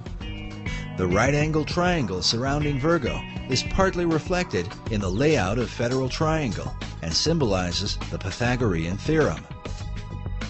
The theorem simply states that the base of a right triangle squared and the perpendicular side of a right triangle squared are equal to the third side, known as the hypotenuse. This theorem is said to be of unique and mysterious importance in Freemasonry. It's interesting that in the third degree of Masonry, the Master Mason candidate is given several lectures. And one of the lectures, he is told to meditate upon the 47th problem of Euclid, which is also the 47th theorem of Pythagoras. And it's also known as the Pythagorean theorem, which is the sum of the square of the hypotenuse is equal to the sum of the square of the other two sides in a right triangle. And of course, everybody goes, huh? You know, what's that got to do with anything? But it sounds really impressive. And of course, it's never explained. You have to go and look it up. you have to take the initiative and go into a Masonic library or a Scottish Rite library. Fortunately, there was a huge one in Milwaukee where I lived. And then you learn what they're being told. What they're being told is that, again, symbols have different levels of meaning. And for example, the upright part of a right triangle symbolizes Baal. The horizontal part of the right triangle symbolizes the female, who is of course prostrate and passive. And the hypotenuse, which connects the two, that symbolizes the divine child that Baal and the goddess create. Baal and Astarte, Isis and Osiris, pick the name, they're all the same thing. They're trying to evoke the trinity, the pagan trinity of Baal or Osiris and Isis and Horus.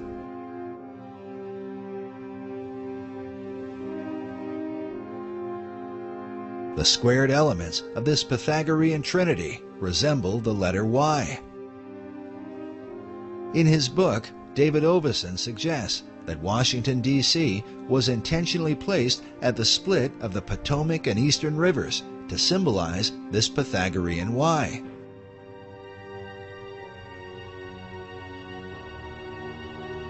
It was George Washington who outlined the 10 square mile parameter for the city, according to the cardinal directions. But Oveson's principal theory is that in L'Enfant's original plan, the White House, Washington Monument, and Capitol Building were designed in a right triangle, according to a star pattern above, where 3 stars surround the constellation Virgo, forming a stellar triangle. According to Oveson, the federal triangle actually exists within this greater triangle, but with the same purpose. This Hermetic symbolism, above and below, is intended to draw upon the spiritual energies associated with Virgo. But for what purpose? Could it be that as Isis brings forth Horus, so the energies of the Virgin are intended to bring forth the divine child? Oveson refers to Pennsylvania Avenue as the spiritual center of Washington, D.C., partly because it forms a direct line between the Capitol Building and the White House, but also because Pennsylvania Avenue is the hypotenuse of the federal triangle and symbolizes the divine offspring of the pagan trinity.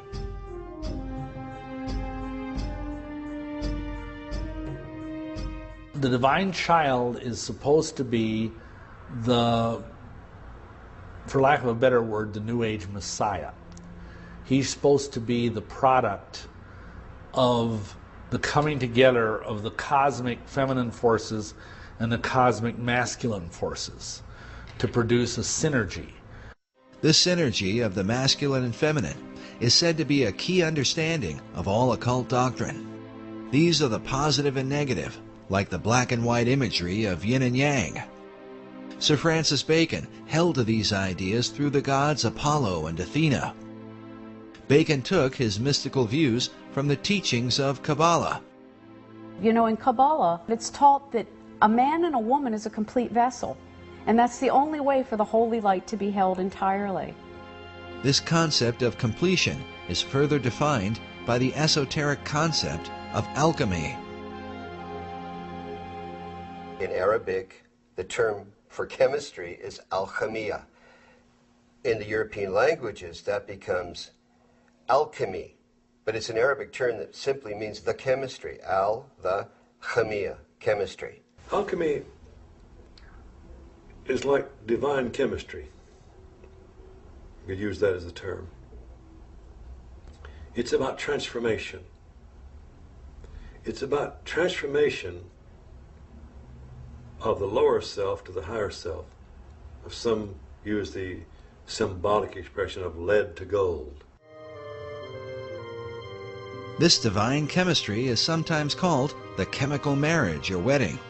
In the 17th century, the Rosicrucian order put forth a document called The Chemical Wedding of Christian Rosenkreuz. A Rosicrucian website explains the purpose of the tale, saying that Alchemy is based on the view that man, as a result of the loss of his original Adamic state, is divided within himself. He regains his integral nature only when the two powers are again reconciled with one another.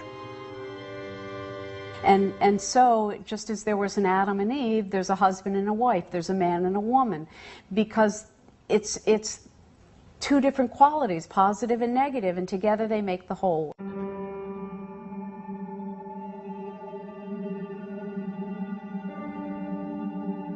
Throughout Washington, D.C., the alchemic and Pythagorean principle of the male and female seems to be repeated again and again.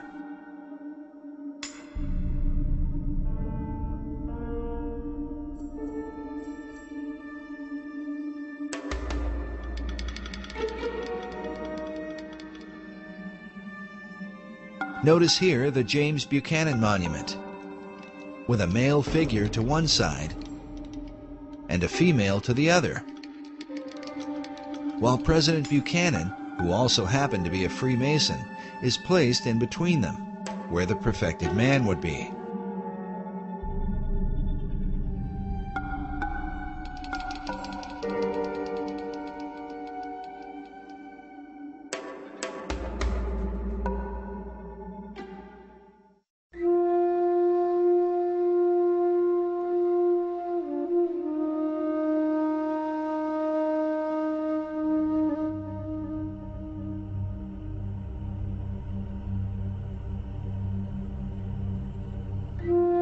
But perhaps the clearest single representation of this Pythagorean alchemical formula is the Boy Scout Memorial found on 15th Street between E Street and Constitution Avenue.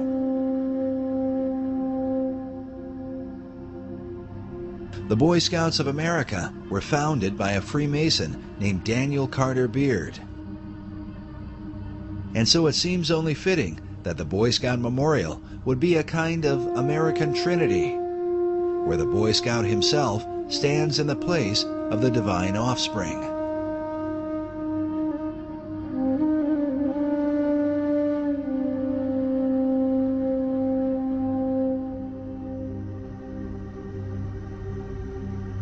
Yet esoterics argue that this divine offspring cannot come forth without help from above.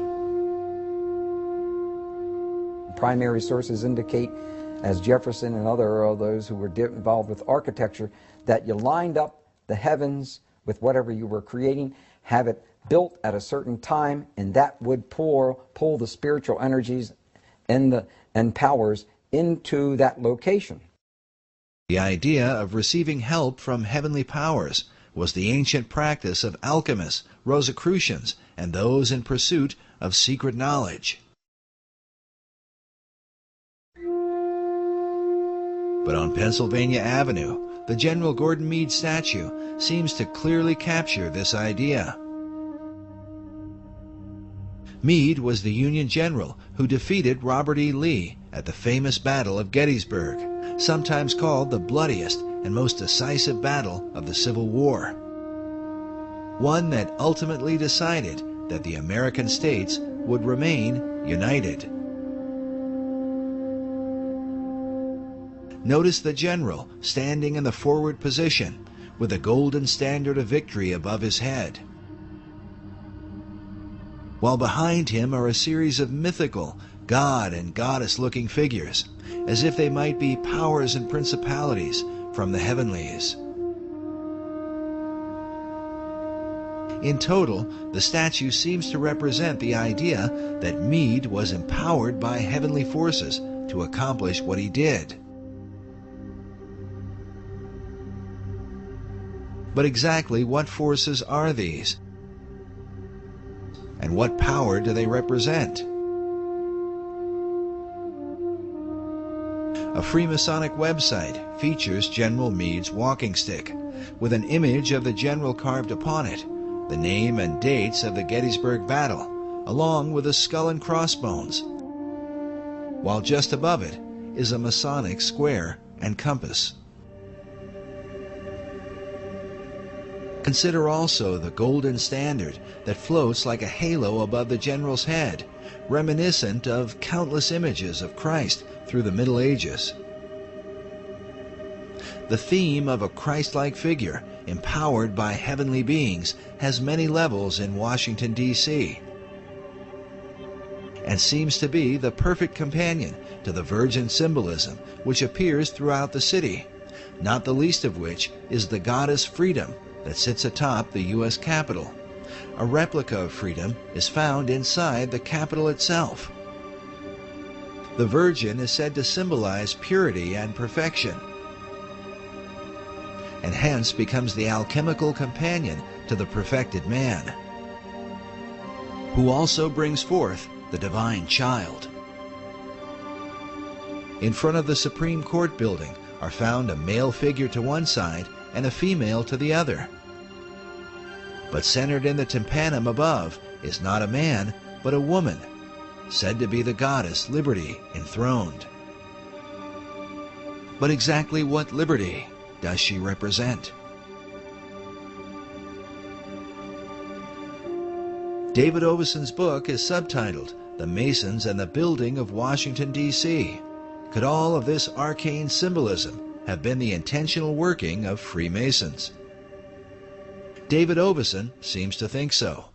The author declined to be interviewed on camera, but did grant us a phone interview, where he told us he felt his lengthy book was merely scratching the surface. We also learned from the Masonic headquarters in Washington, D.C., that since the book's publication, David Oveson has become a Freemason. But while many Masons are proud to say that America's capital is full of Masonic symbolism, not all of them agree. From my studies of the design of Washington, D.C. and its history, I do not believe that there are any secret plans or designs related to Freemasonry. Dr. S. Brent Morris is an honorary 33rd degree Mason and the managing editor for the Scottish Rite Journal, Masonry's premier publication. His office is located inside the Masonic House of the Temple in Washington, D.C. Norman Vincent Peale, Harry Truman, Bob Dole, Gene Autry, John Philip Sousa, John Glenn. We know that he wore this medal. We're not sure that he wore it at the cornerstone. There is the apron that he wore. That apron is still in existence. So there he is laying the cornerstone. Now, while Dr. Morris is proud of Masonry's long heritage of prominent members, he disagrees with Oveson's notions of Masonic symbolism in stellar alignments and signs of the zodiac. Freemasonry uses the zodiac in only the most superficial way. They use it as an emblem to refer to the heavens. You can go to the National Academy of Sciences, and we talk about the 7 liberal arts and sciences: grammar, rhetoric, logic, arithmetic, geometry, music, and astronomy. And the zodiac is often used to represent the science of astronomy. But there is no special Masonic importance assigned to the zodiac. No Masonic importance at all assigned to astrology. I don't put much stock in Oveson's theories. Dr. Morris is a prominent Masonic apologist. He's appeared several times on the History Channel and has written a number of books, including The Complete Idiot's Guide to Freemasonry. I wrote my book, The Complete Idiot's Guide to Freemasonry, because there is a growing interest in the Masonic fraternity. A great deal of this is caused by Dan Brown's recent book, The Da Vinci Code, and the anticipation that his next book is going to be about Freemasonry. Because of this growing public interest, I thought it was important to put a book, simple to read, that was factual and that addressed many of the accusations, the claims, the rumors about Freemasonry. Dr. Morris has even lectured at Canonbury Tower in London, the former home of Sir Francis Bacon, who is considered the first Grand Master of modern Masonry. Morris is highly respected by his brother Masons for his diligent defense of the craft. There are many theories out there about the influence of Freemasons on the United States. You can find websites that claim that all the signers of the Declaration, or 50 of the signers of the Declaration, were Masons, and that all or most of the signers of the Constitutions were Masons, and that the Great Seal of the United States is a secret Masonic emblem, and that the street plan of Washington, D.C. has Masonic emblems. And there are two groups of people that promote these ideas. The first group of people are the anti-Masons, the people that hate the Masons, that want to show that there is some evil, powerful, possibly demonic conspiracy that is guiding the United States. And the other group of people are the overeager Freemasons that want to promote the theory. Yet those who oppose Masonry are careful to point out that some of the overeager Freemasons have been among the most powerful men in America's history. Ed Decker is one of the leading Masonic critics and author of the book, The Dark Side of Freemasonry. Decker warns people about what he feels are the dangers of Masonry. My background in Masonry comes from my family. We've been Masonic family for as long as I can go back to. I've traced it back to over 200 years of Masonic involvement, every male member of my family, as well as the women and the kids. And, you know, it went down from my grandfather, my great-grandfather, my great-great-grandfather, to my dad. Decker even claims to have been threatened by Masons when exposing their secrets in the past. I've been shot at, beat up, accosted, spit on, you name it. But when they're shooting at you, you know they're serious. My life has been threatened, been shot at a number of times. Praise God, I'm alive from that too. Decker believes that Freemasons use clever tactics and word games to cover up their influence in America's history and to hide the truth about their secret rituals. I was on a radio show in California one time years back, and I was talking about the 30th degree of the Scottish Rite, where they drink wine out of a human skull, the top of a human skull, and they talk about that the bread you eat in this Masonic communion is the actual bodies of Zoroaster and Confucius and Jesus and all the great teachers and Buddha and so forth, and that the blood you drink is the actual blood of the combination of all these great leaders and great teachers of mankind and the great Masons. It's a form of Masonic transubstantiation, and I was talking about this as when you go to a ritual and they have you drinking wine out of a skull, you got a problem.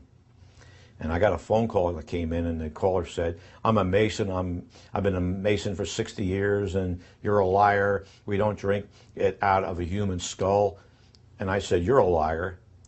You do drink it out of a human skull. Don't tell me so. I know. I've been there, seen it." And he said, "Well, we drink it out of a plastic skull, not out of a real skull." I said, "Oh man, it was a word game with him." The question has arisen for many: if some of the leading and most powerful men in America's history take part in such occult practices, what will the consequence ultimately be for America's destiny? A destiny planned by secret societies, said to be written, like so many riddles, in the stones of Washington, D.C.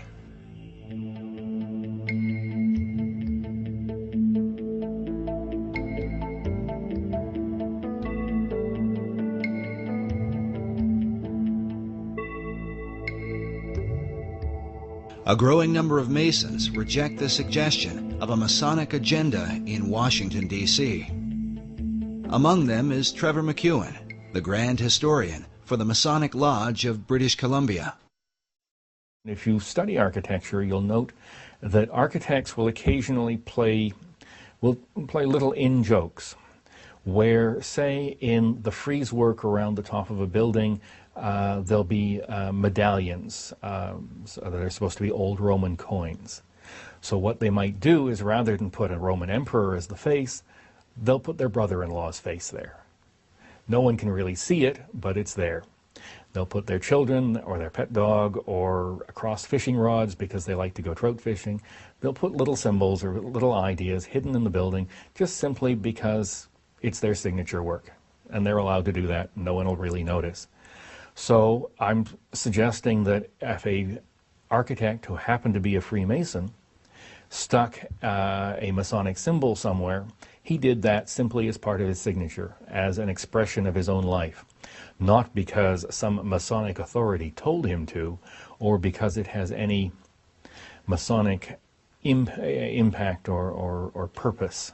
Well, they can dodge and move around all they want to when you talk to a Mason who says, well, those symbols are just kind of fun things, or they're just accidental, they're not Masonic. That's nonsense. They're put there by Masons for Masonic purpose.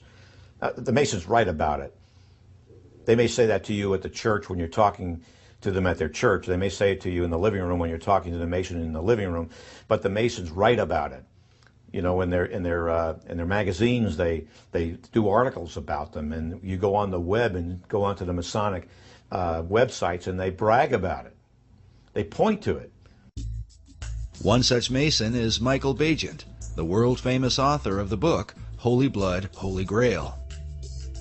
Bagent is on the Board of Trustees at Canonbury Tower in London. He is also the editor of the magazine Freemasonry Today, a publication that openly refers to Washington, D.C. as the Masonic City. Yet among the chief debates is the Masonic membership of its two chief designers, Pierre L'Enfant and Thomas Jefferson. What's interesting when you chase down Thomas Jefferson or someone like Pierre L'Enfant is it's like chasing a shadow. Many Masonic lodges and websites openly declare that Thomas Jefferson and Pierre L'Enfant were in fact Freemasons. Jefferson in particular is commonly placed in the lists of Masonic presidents, including this collection from the Harry S. Truman Presidential Library. Needless to say, Truman himself was a proud Mason. Some believe that modern Masonry denies the membership of Jefferson and L'Enfant to distance itself from the idea of a Masonic conspiracy in America's history. I mean, I can find you, it's on the internet, there were some Masonic editions of the Bible that list Masonic presidents, and Jefferson is listed. And so they say, aha, we know that Jefferson is a Mason, and you're trying to hide it because he was this awful deist, and you don't want to have an atheistic, non-Christian deist as one of your members. And the answer is no. The people that wrote the Bible, that wrote the supplementary pages for that edition of the Bible, made a mistake. The only way to prove anyone is a Freemason is to have their initiation records. His certainly are missing. Some have argued that Jefferson and L'Enfant might have been initiated into Masonry during their time in France. In Paris, the Lodge of the Nine Sisters was a famous French lodge, whose members included Benjamin Franklin, John Paul Jones, and the Marquis de Lafayette. Jefferson and L'Enfant would have certainly been in familiar company. It's possible for Pierre L'Enfant, as well as Thomas Jefferson, to have belonged to a French Masonic lodge or possibly another Masonic lodge on the continent of Europe. Jefferson was ambassador to France. L'Enfant was himself a Frenchman. Perhaps they belonged to a French lodge. Perhaps the records were lost during the French Revolution or at some other time. Perhaps they also were visited by space aliens and taken to Area 51 in New Mexico and then flown back to their homes. That's a possibility also. In stark contrast to Dr. Morris's view, Michael Bagent, in his Freemasonry Today, openly refers to Pierre L'Enfant and Thomas Jefferson as Freemasons, as do many Masonic lodges even to this day. Similar opposing views also exist on the writings of men like David Oveson. Oveson is not writing an anti-Masonic book. Oveson, in the main, has good things to say about Masonry. He's talking about how the builders and the founders of this nation were Freemasons. So, of course, that's going to ring sympathetic bells with any other Freemason. Among those whose sympathetic bells seem to have been rung is Siegfried Kleinknecht, the former Sovereign Grand Commander of the ancient and accepted Scottish 33rd degree Mason. This becomes significant when one considers that Kleinknecht wrote the foreword to David Oveson's book. He begins with the words, "as above, so below," saying these words, attributed to Hermes Trismegistus, lie at the heart of the Western esoteric tradition. He later refers to the work as a fascinating and well-researched book. We asked Dr. Morris to comment. Brother Kleinknecht was the one who hired me to work at the Supreme Council as the managing editor of the Scottish Rite Journal. I've known him for over 20 years. I admire him as a Mason, as an administrator. I'm quite impressed at what he's accomplished. We don't happen to see eye to eye on that historical interpretation. But again, I think the important thing is he emphasizes in his introduction, or his foreword, that Oveson may have found an explanation. He doesn't say it is the explanation. Certainly it's an intriguing explanation, but I don't think that there is any historical basis to it.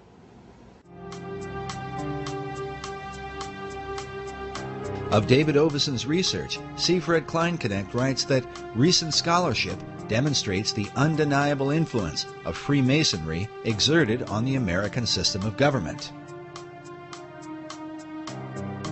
While Kleinknecht is careful in his suggestion, he goes on to relate Oveson's work with that of 19th century Masonic icon Albert Pike.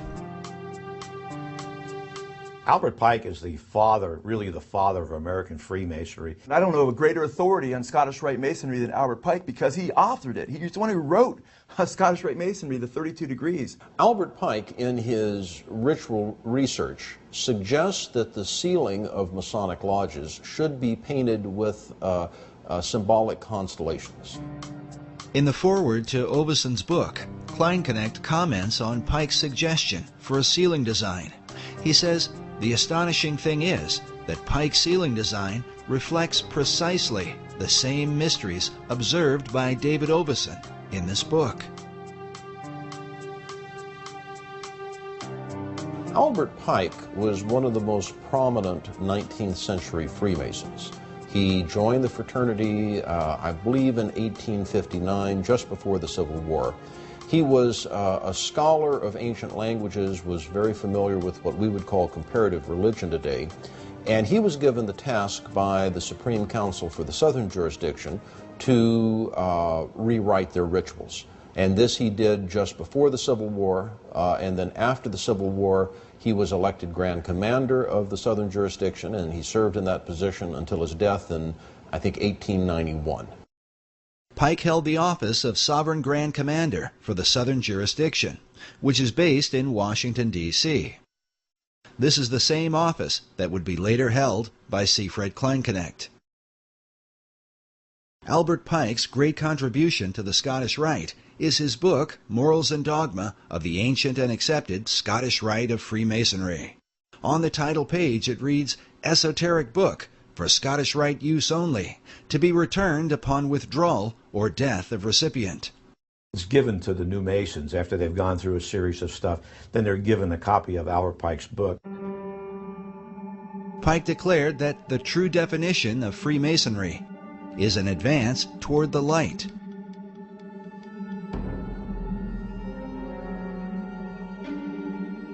The question then becomes, what is the light of Masonry? Many believe the answer comes from Pike's own words. In Morals and Dogma, Pike wrote, "Lucifer, strange and mysterious name to give to the spirit of darkness. Is it he who bears the light? Doubt it not." Masons and their critics will likely agree that these words, perhaps more than any other, continue to haunt Pike's memory.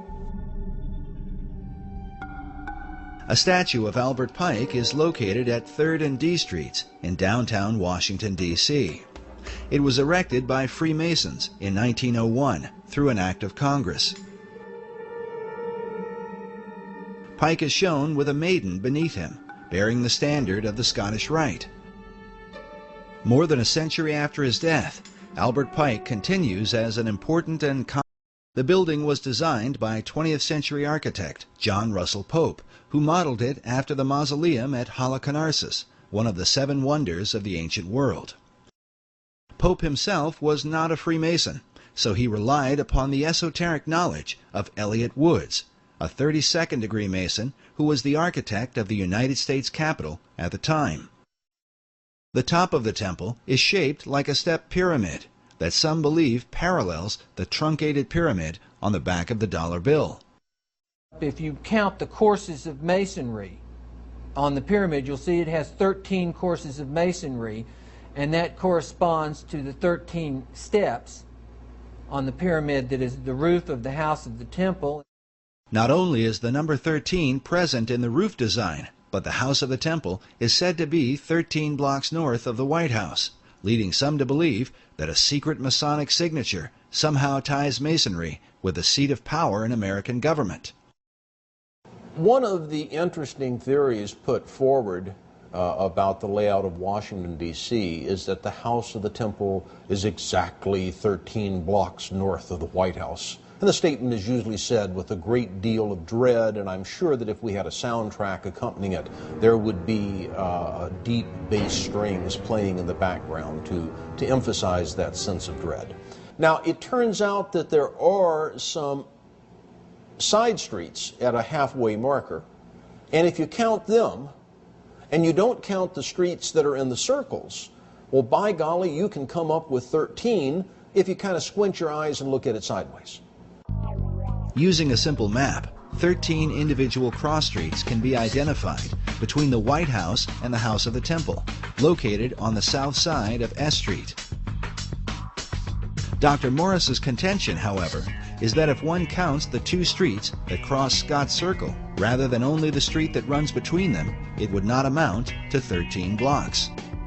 Yet even prominent publications such as U.S. News and World Report have recognized that the Masonic House of the Temple is about 13 blocks north of the White House. But superstition about 13 seems ingrained in American culture. Even our modern elevators specifically avoid the number. It's said that President Franklin Roosevelt would invite his secretary to dinner to keep from having 13 people at the table, and would avoid going out on the 13th of each month. Yet it would seem that FDR was not so troubled about the appearance of 13 on the Great Seal of the dollar bill. 13 leaves in the olive branches, 13 bars and stripes in the shield, 13 feathers in the tail of the eagle, 13 arrows clutched in its talons, 13 letters in the phrase E pluribus unum on the ribbon, 13 stars in the hexagram above the eagle's head, the 13 levels to the pyramid, and 13 letters in the phrase Annuit Coeptus, said to mean God has prospered. When French architect Pierre L'Enfant laid out the design for Washington, D.C., David Oveson tells us he planned for 13 approximate straight lines of avenues for the city. But what does 13 mean in the occult? First, let us consider how those who are involved with mysticism look at numbers. William Wynne Westcott, a well-known Freemason and one of the co-founders of the Hermetic Order of the Golden Dawn, explains that the followers of Pythagoras referred every object, planet, man, idea, and essence to some number or other. The numerals of Pythagoras were hieroglyphic symbols, by means whereof he explained all ideas concerning the nature of things. He goes on to say that all systems of religious mysticism are based on numerals. Some believe the phobia about 13 comes from the Last Supper, where supposedly Judas Iscariot was the 13th person to arrive and then later betray Christ. Kabbalists say 13 represents man's ability to go beyond the zodiac, to ascend above the stars of heaven. With this in mind, consider this phrase inside the Library of Congress: "Too low they build, who build beneath the stars." For Kabbalists, the number 13 is not unlucky, but refers to their concept of God. The word Shekinah represents the manifestation of God's glory. It is taught that the Shekinah glory of God shone in Solomon's temple when it was first dedicated. This picture shows a group of Freemasons reenacting this dedication ceremony. But in the Library of Congress, we are faced with an interesting puzzle, as we find these words painted on the wall: "The true Shekinah is man." But what could all this have to do with the number 13? Biblical scholar E.W. Bullinger writes that as to the significance of 13, all are aware that it has come down to us as a number of ill omen. Many superstitions cluster around it. Unfortunately, those who go backwards to find a reason seldom go back far enough. We must go back to the first occurrence of the number 13 in order to discover the key to its significance. It occurs first in Genesis 14:4, where we read that 12 years they served Chedorlaomer, and the 13th year they rebelled. Hence it stands in connection with rebellion, apostasy, and revolution. It was when America was made up of 13 colonies that its rebellion against England occurred. Was this just a coincidence, or the intentional working of the Freemasons who launched the Boston Tea Party? An event commemorated here on the ceiling of the Capitol building. Nearby is an illustration which had originally been designed by Benjamin Franklin. Franklin himself was a master mason and the head of several lodges in America and Europe. In his proposal for the Great Seal of the United States, Franklin coined the phrase, "Rebellion to tyrants is obedience to God." In this illustration, Franklin chose to represent the early colonies in the form of a serpent, divided into 13 sections, with the words, "Join or die," in the midst. The traditional belief is that all of that was based on the fact that there were originally 13 states in the Union, and that the number 13, that's the conventional view, is just simply because there were 13 states that the number 13 was emphasized. Another 13 is found about 13 blocks south of the Masonic House of the Temple. The cornerstone of the White House was laid on October 13th, 1792.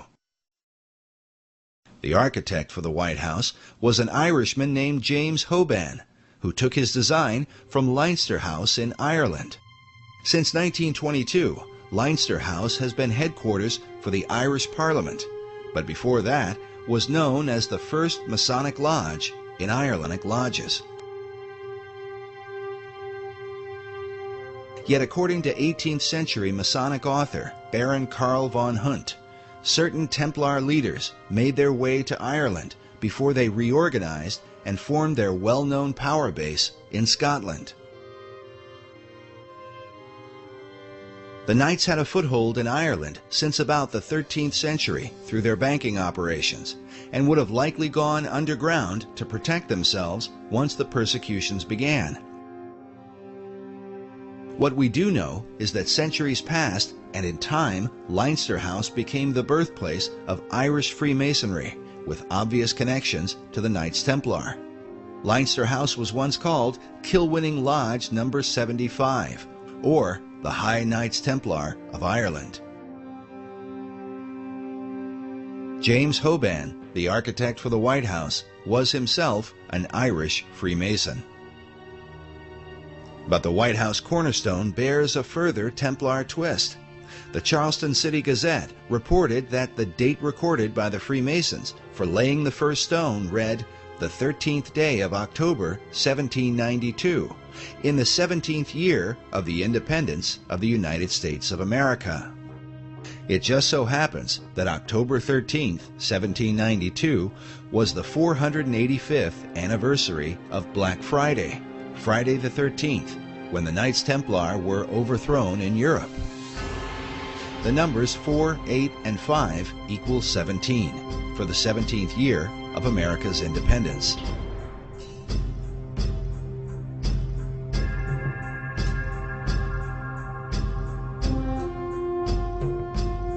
Meanwhile, the day before, on October 12th of 1792, was the first celebration of Columbus Day in America, and supposedly commemorates how Christopher Columbus sailed for 33 days before he made his first landfall in the New World.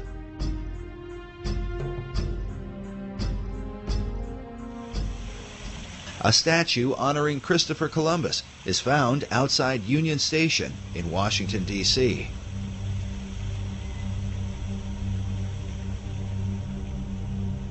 The Columbus Monument declares that it was the faith and courage of Christopher Columbus that gave to mankind a new world.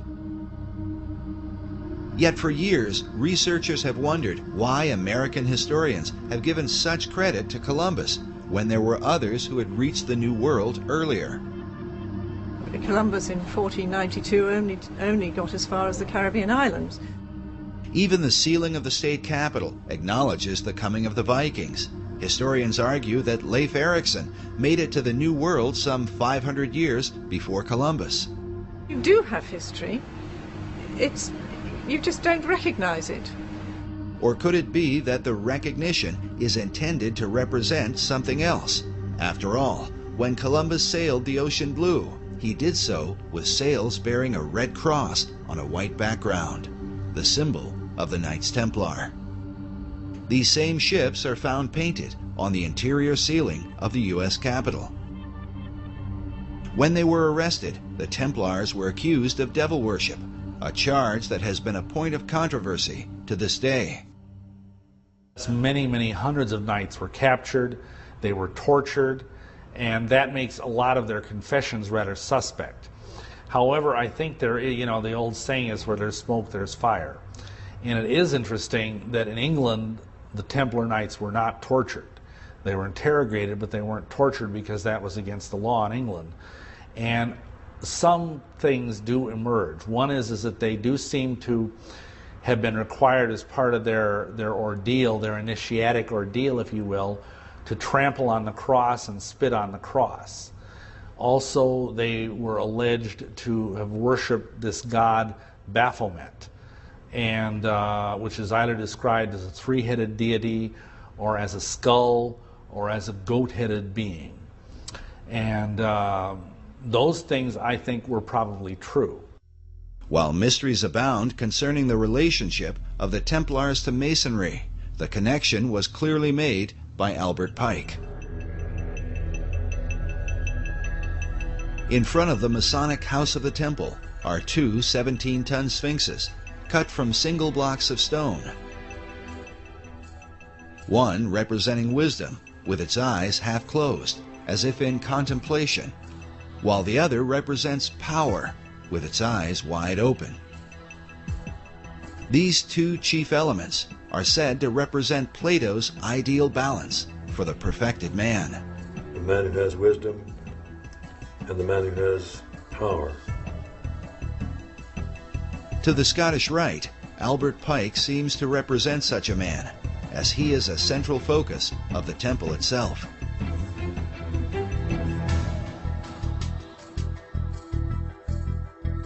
A bust of Pike is featured at the top of a stone altar in the main hall. Next to it are Pike's own words: "What we have done for ourselves alone dies with us. What we have done for others and the world remains and is immortal." But exactly what immortal works Pike did for others and the world remains an issue of constant debate among critics of Masonry. Albert Pike is a favorite whipping boy of conspiracists.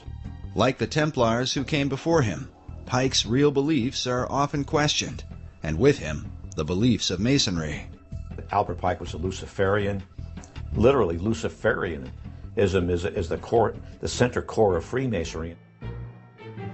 Pike's body is buried inside the temple itself, with this stained glass memoriam, next to a bust of his likeness. And they revered him so much that they actually dug him up and buried him in a wall underground. And you go to the house of the temple and there's an actual room dedicated to Albert Pike. The Albert Pike room is located in the lower level. and is filled with Pike's many books, a number of portraits and photographs, the pipes, memorabilia, and even the death mask of the man thought by many to be America's most important and notorious Freemason. In his lifetime, Pike would have seen the completion of the U.S. Capitol and the Washington Monument. He lived much of his life in Washington, D.C., and devoted himself to the promotion of Freemasonry. Indeed, some have argued that Pike's controversial form of Masonry was the result of a radical struggle that occurred during the years just after the American Revolution. But how did this struggle come about, and what was its purpose? More importantly, could this influence have somehow impacted the design for Washington, D.C., and with it, the ultimate destiny of America? The answer to these questions may be found by examining a group that today has much to do with Washington, D.C., one that is thought by some to be the most mysterious and dangerous secret society in the world.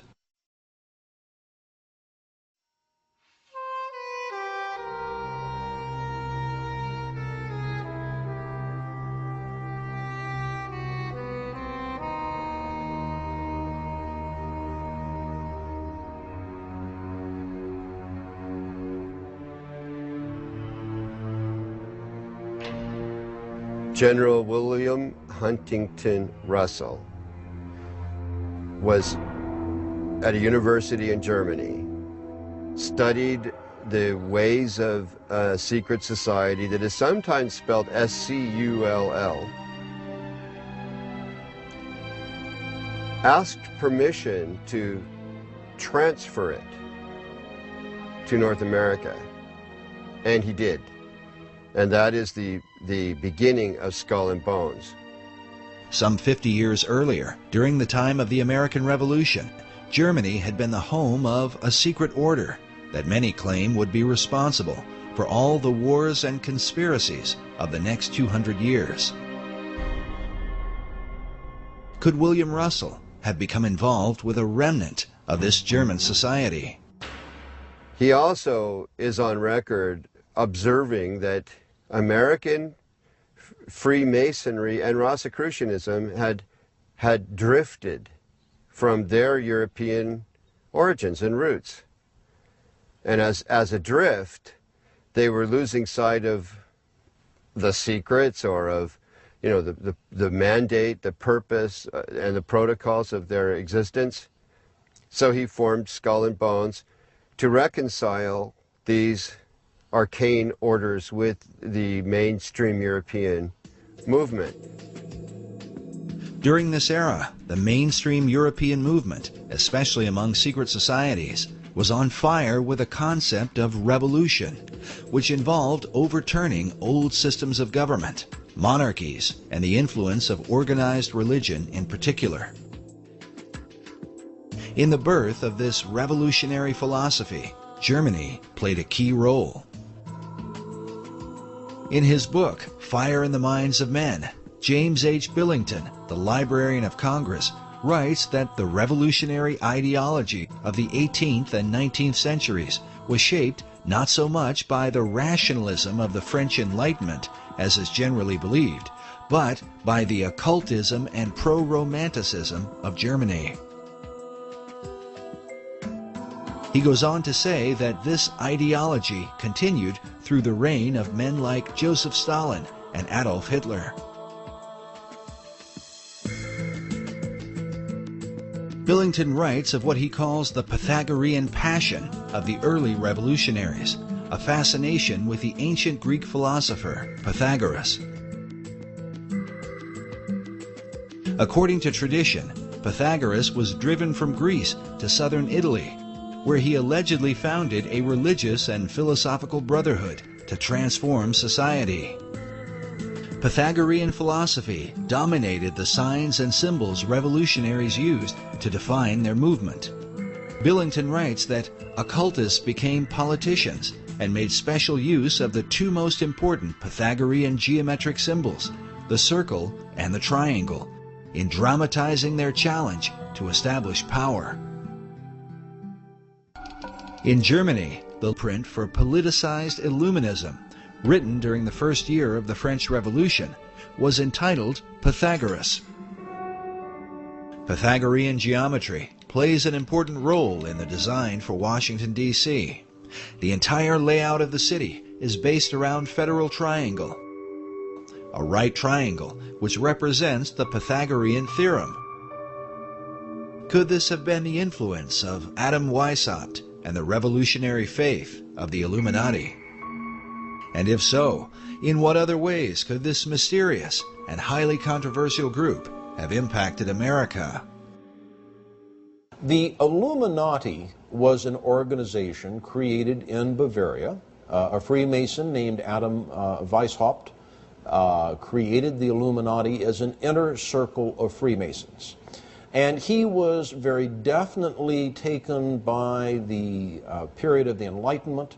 He saw liberal democracy and liberal government, not liberal in the sense that we use it today in political talk, but liberal in the sense of giving rights and freedoms to the citizen, as an important way to improve the world. And his plan was to create this inner circle of Masons called the Illuminati, that means the enlightened ones, and that this inner circle of Freemasons would then spread out among Masonic lodges, and then the Masons in turn would see to it that their members were put in prominent positions in government, and that then the Illuminati's influence would enable the liberal democratic principles of the Enlightenment to be spread throughout the world. It had three ideals: separation of church and state, controls on the power of the state, and the emancipation of women.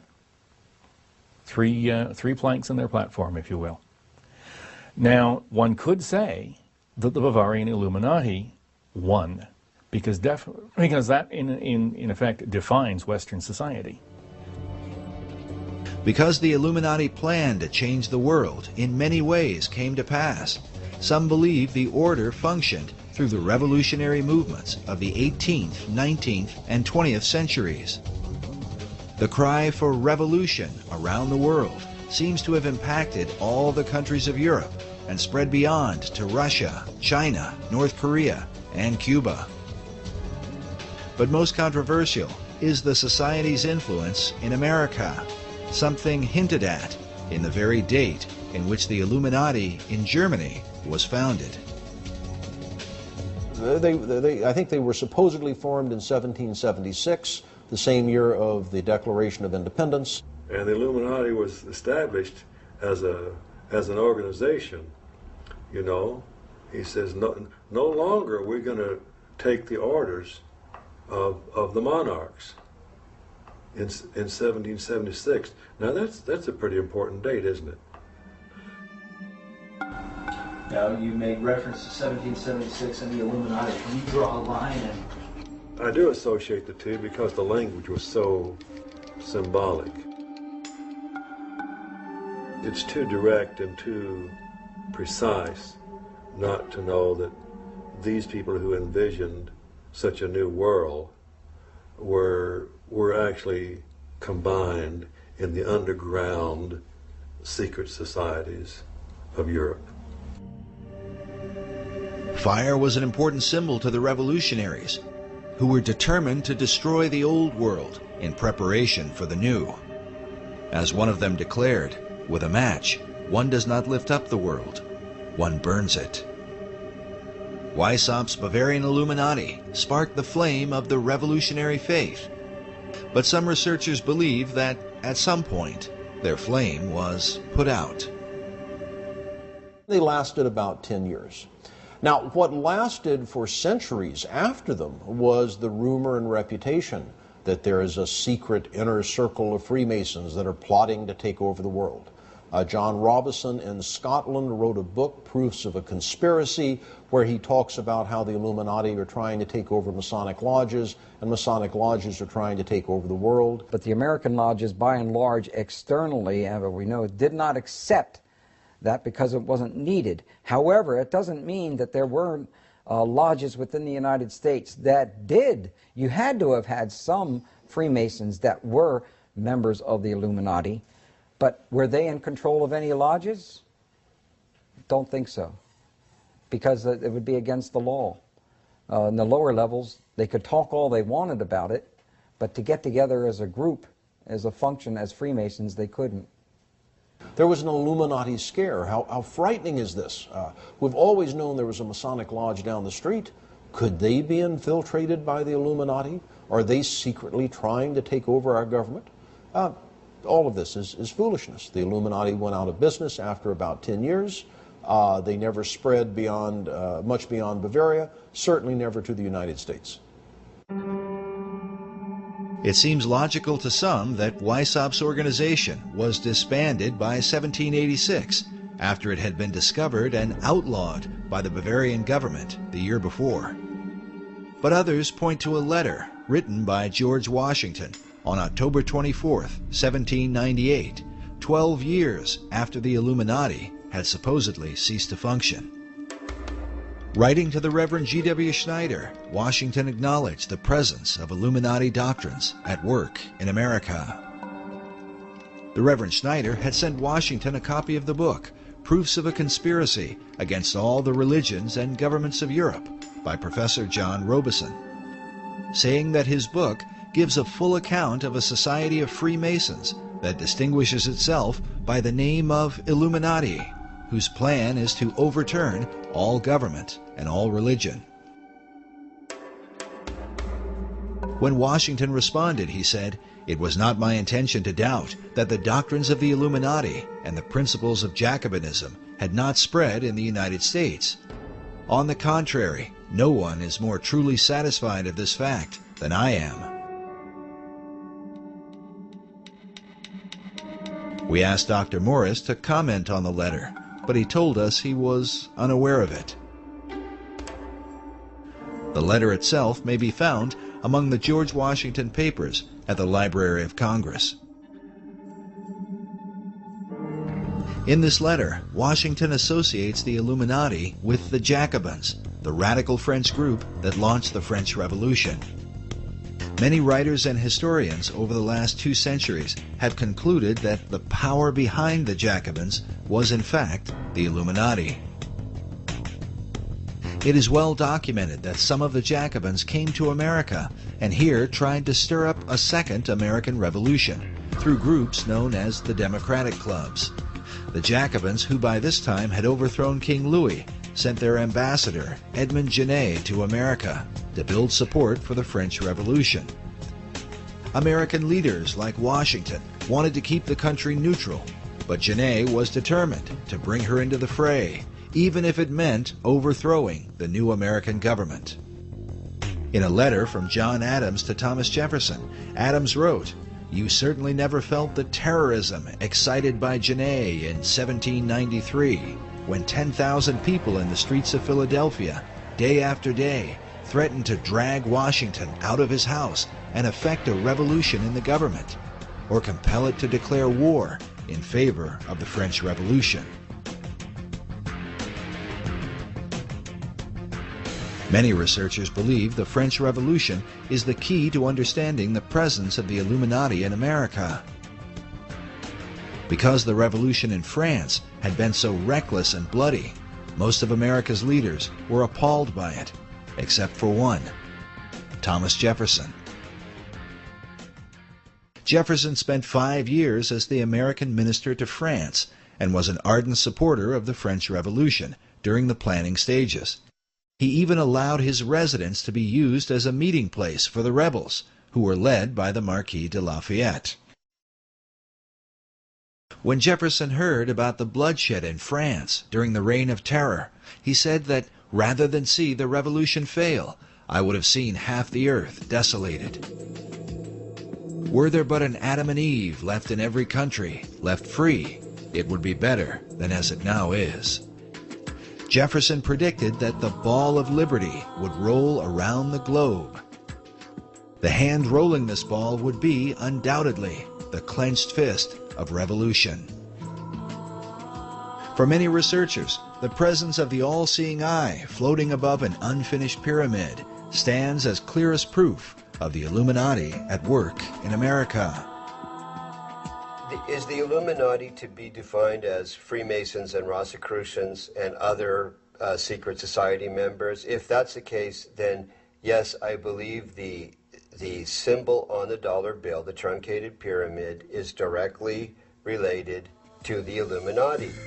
Dr. James Billington, the Librarian of Congress, is pictured here beside First Lady Laura Bush. His relationship with President Bush is unknown, but we are given cause to wonder at it. According to Dr. Billington, it was the Bavarian Illuminati that put the fire in the minds of men and compelled them toward a global revolution to change the world. Is it possible that this philosophy is at work in America today? By our efforts, we have lit a fire as well, a fire in the minds of men. It warms those who feel its power. It burns those who fight its progress. And one day, this untamed fire of freedom will reach the darkest corners of our world. Could President Bush have been implying what it seems? Is America currently being driven by the same revolutionary fire that inspired the Bavarian Illuminati? Bush is often said to be a fundamentalist Christian, but some of his critics claim his views are more ecumenical. As with Freemasonry, Bush believes in other routes to finding God. We all worship the same God, Christian and Muslim? I think we do. We have different routes of getting to the Almighty. Do Christians and non-Christians, do Muslims go to heaven, in your mind? Yes, they do. We have different routes of getting there. Is Bush's real belief a clue to understanding his membership in Skull and Bones? And is Skull and Bones, the elite secret society, somehow related to a modern form of the Illuminati? The Illuminati was a secret society. It existed in Europe, started in 1776. It infiltrated the upper echelons of Masonry, and that is how it has managed to exist since that time. A chief piece of evidence is the radical presence of Citizen Genet. Genet is said to be responsible for the Whiskey Rebellion of 1794. And George Washington actually sent an army to put down this revolution that was incited by Citizen Genet, who was the French ambassador to the United States, who was a Jacobin, and the Jacobins were simply a front name for the Illuminati. The Illuminati was here. In 1798, the same year George Washington wrote his letter to the Reverend Schneider, another Reverend, Jedediah Morse, gave a speech in which he claimed that the Illuminati had its emissaries at work in America. Morse also associated the Illuminati with the French Jacobins. Among the chief icons of the Jacobins was the red cap worn by the French revolutionaries, known as the Phrygian cap, or the Cap of Liberty. Easily recognized as a cap that, when worn, was often pulled forward, though sometimes to the side. The cap was not only worn by the French rebels, but was often shown symbolically at the end of a staff or upon the head of their goddess of liberty, Mary Ann, as in this famous painting that glorifies the French Revolution. This same Phrygian cap is found among the great seals of a number of U.S. states, on the official seal of the U.S. Army, and on the library.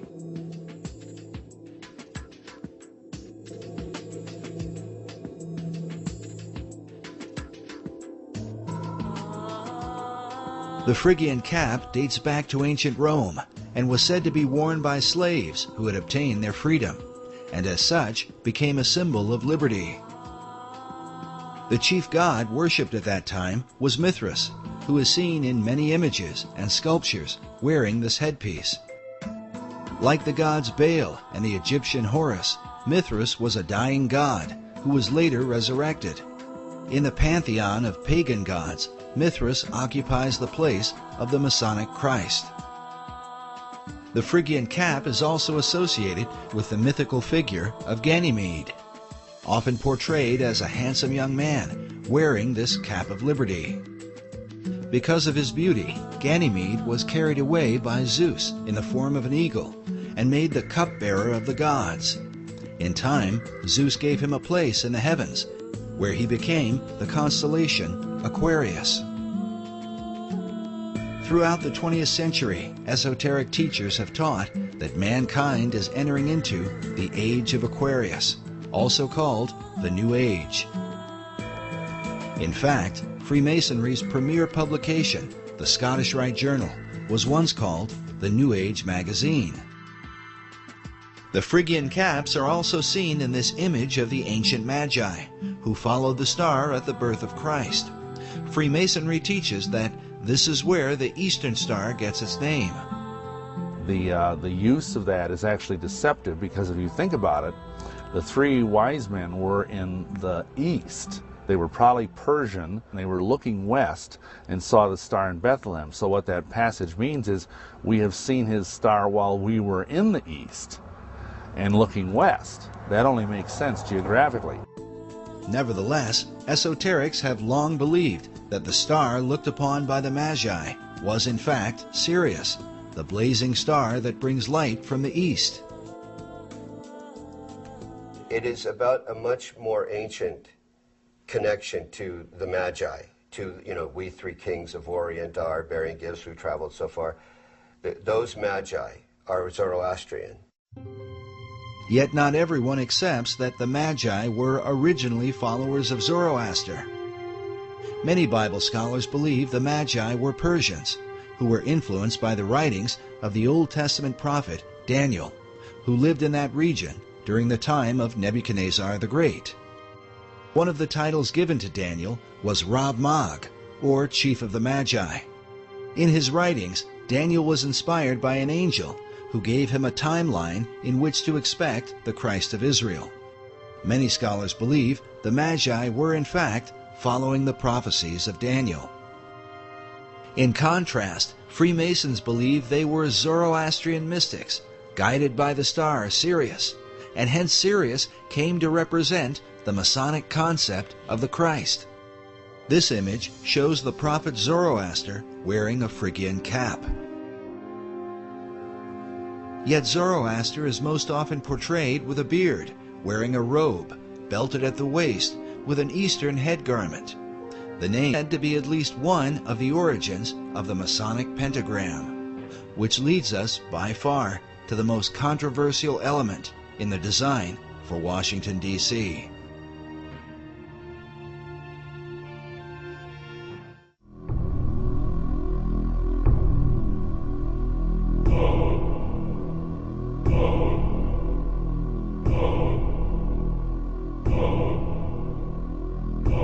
There is a pentagram that is produced by the angles of the streets and avenues to the north of the White House. You see the goat of Mindes appearing, the ears, the entire goat of Mindes, and the inverted five-pointed star, which is the goat of Mindes, built into the streets of Washington, D.C. No one could have that happen accidentally. I've heard sillier things, but not much. No, there are no satanic plans in the street plans of Washington, D.C. The presence of a pentagram in the street layout of Washington, D.C. is said to represent the darkest influence of Masonry in America's capital, and is the driving force behind images such as this one, which suggests that all the other buildings and monuments are of satanic origin. As many are aware, the presence of the pentagram is greatly disputed.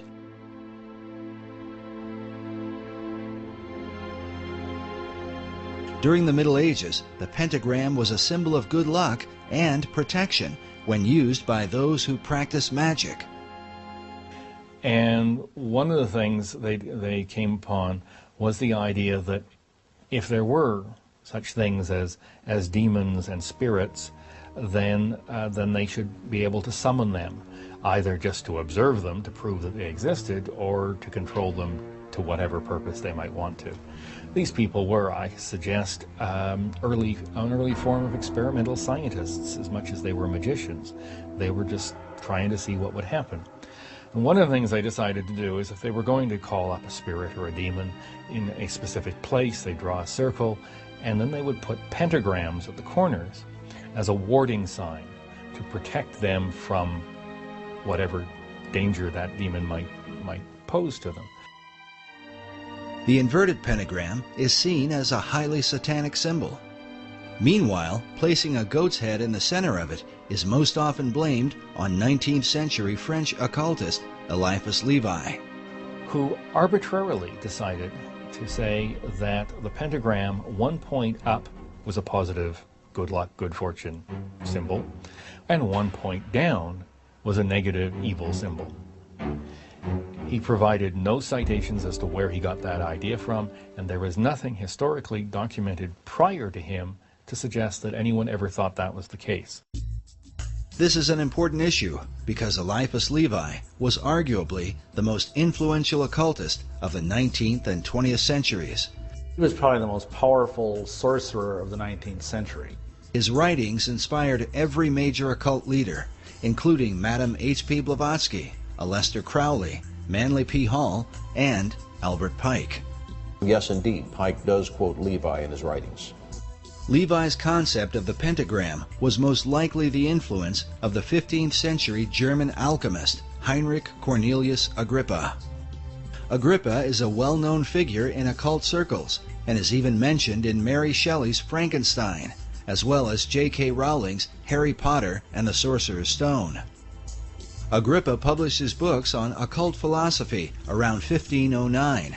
Today, his collection is called the Foundation Book of Western Occultism. In this book, he features an inverted pentagram and calls it the Pentagram of Pythagoras. According to Pythagoras, the inverted pentagram symbolized the 5 chambers of Tartarus, one of the Greek words for hell. But the Pythagoreans believed descending into this underworld led one to a path of higher wisdom.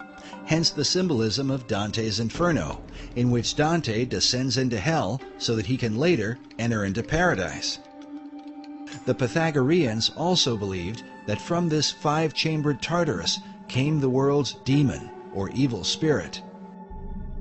The German-based Illuminati, with their Pythagorean passion, would have certainly been familiar with this belief, as would the rest of the revolutionary occultists in France, who could very well have influenced Pierre L'Enfant and Thomas Jefferson. First, we must address the main issue, raised by every researcher. Is there really a pentagram in the street layout of the city?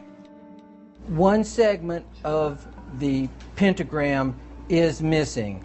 I started to look carefully at the maps and draw my lines, and then I find out that, hey, it's not a real 5-pointed star. It doesn't have legs. And you can draw a pentagram over some of the major streets, but the streets don't actually connect to form a pentagram. There's absolutely no doubt that a partial pentagram appears in the street designs of Washington.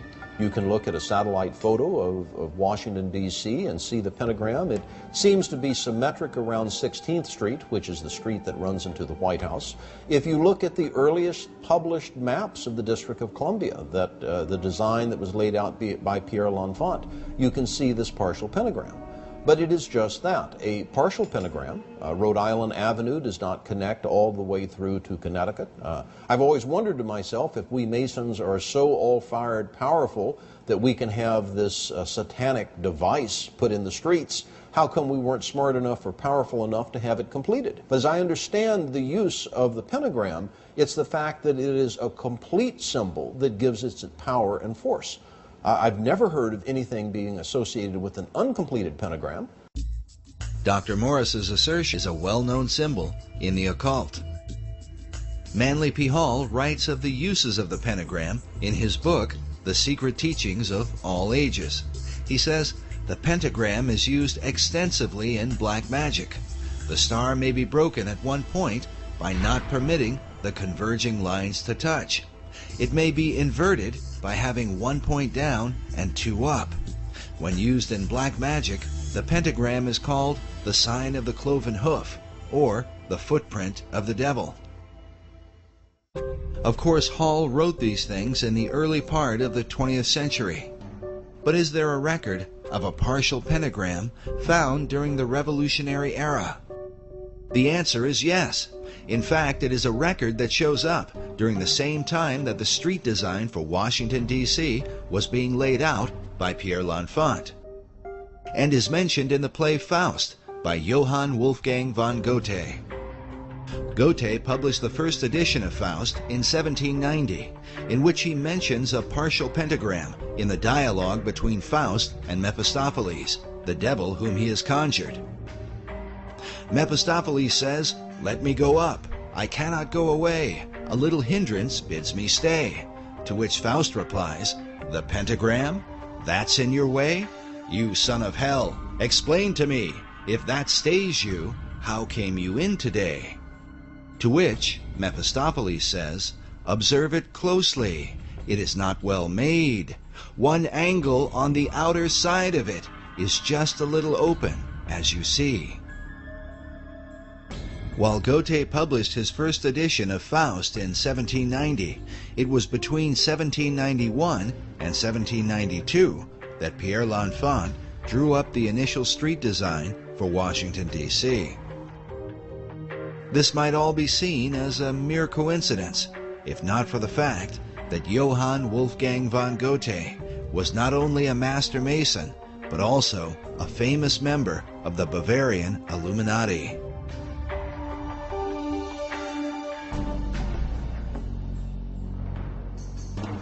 The Builder magazine, a Masonic publication, in September 1923, said of Goethe that it is no wonder that German Freemasons point with pride to his connection with their order.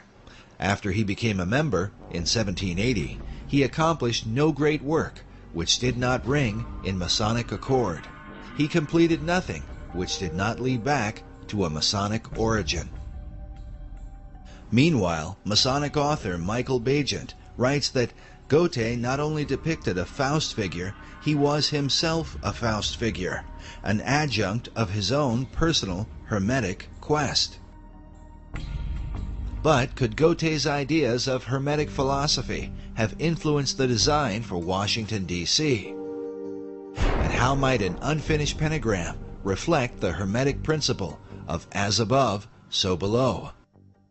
Which brings us to what may be the most logical explanation for the unfinished pentagram in Washington, D.C., and one that seems to fit perfectly with the rest of the design for the city, a city which David Oveson calls a city of the stars.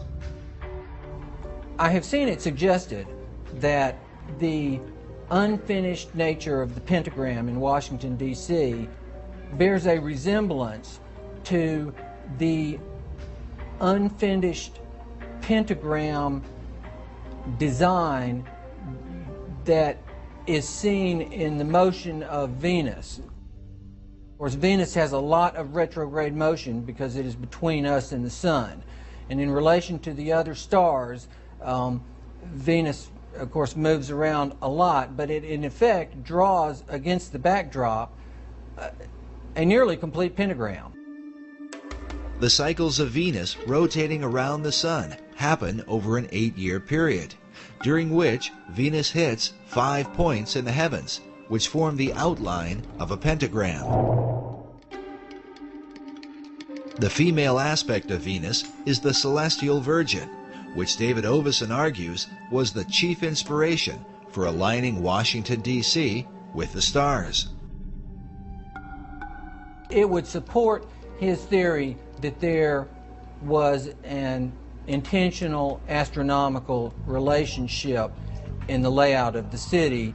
In fact, Oveson mentions this motion of Venus, relating it to the 5-petaled flower, many of which appear throughout Washington, D.C., which represent the path of Venus as shown in this drawing from a well-known book on astronomy from the 18th century.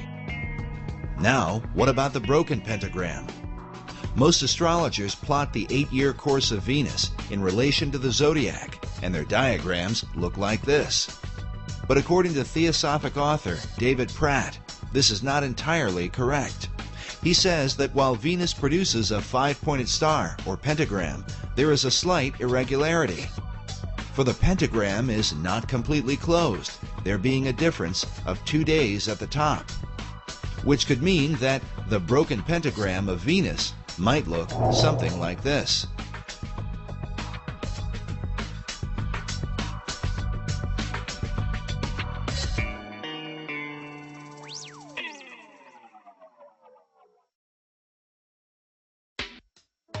But which conclusion seems most plausible? Is the pentagram merely an accident? Or does it represent some arcane magical ceremony? Or is it simply a reflection of Venus, according to the Hermetic principle, as above, so below?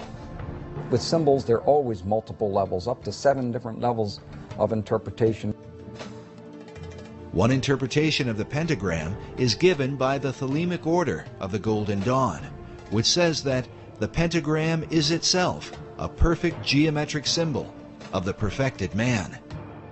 Meanwhile, Eliphas Levi writes that the angels aspire to become men, for the perfect man, the man-God, is above even angels. Which brings us to the National Archives building in Washington, D.C.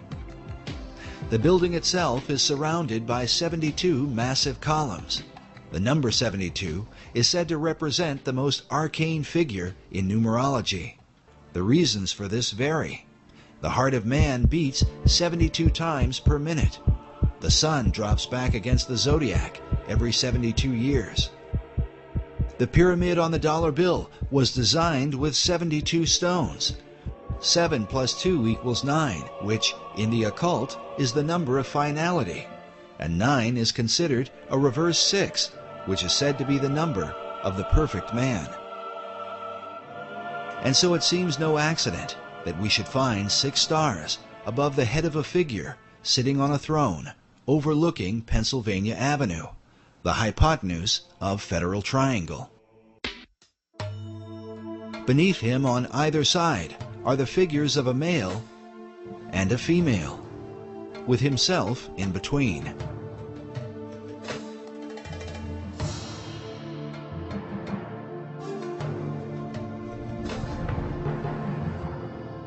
Manly Hall wrote about America's assignment with destiny, while FDR spoke of her rendezvous with destiny. Is it any wonder, then, that according to the National Archives, the figure on a throne overlooking Pennsylvania Avenue is named Destiny? Could this be a picture of the Masonic Christ? And how might he differ from the Christ of the Bible? But even now, the face of Christ is changing in the world. In New York, at the Cathedral Church of St. John the Divine, we find a mysterious image hovering above the altar where a traditional crucifix would be. There are no nails in his hands and no crown of thorns upon his head. Instead, we find a robed figure, belted at the waist, with a Zoroastrian-looking cap upon his head, rays of light shining behind him. Could this be the Christ of the New Age?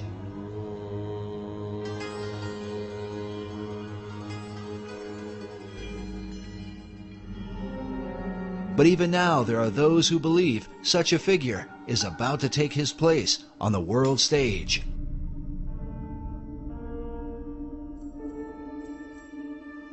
In 1982, an English painter named Benjamin Creme took out full-page ads in newspapers around the world declaring the Christ is now here. For more than 20 years now, Creme has traveled the world telling all nations that the Christ, whom he calls Maitreya, is about to appear. Maitreya is standing by, ready to come into the world at any moment. We caught up with Mr. Creme in August of 2006 as he had just come from speaking to an independent group at the United Nations. He had this to say to America. It's the duty of the American people to respond to Maitreya and to accept their destiny. It was on May 14, 1982, that Creme held a press conference to announce that the Christ, Maitreya, was ready to emerge. May 14th was also the date of the rebirth of the nation of Israel in 1948. With all the bloodshed and conflict happening in the Middle East, we asked Creme what he thought it might take to bring peace to the region. I've always said it will take Maitreya to solve it. Prophecy teachers warn that the current roadmap to peace, followed by President Bush, is really a roadmap to Armageddon. Meanwhile, Krem says the solution is the universal Christ, which he claims is awaited by all religions. 2,600 years ago, Gautama Buddha made a prophecy. It's in one of the sutras. That at this time would come into the world another great teacher, a Buddha like himself, by name Maitreya, who by dint of his extraordinary spiritual stature would galvanize and inspire humanity to create a brilliant golden civilization based, as he put it, on righteousness and truth. Maitreya is the name of Maitreya Buddha.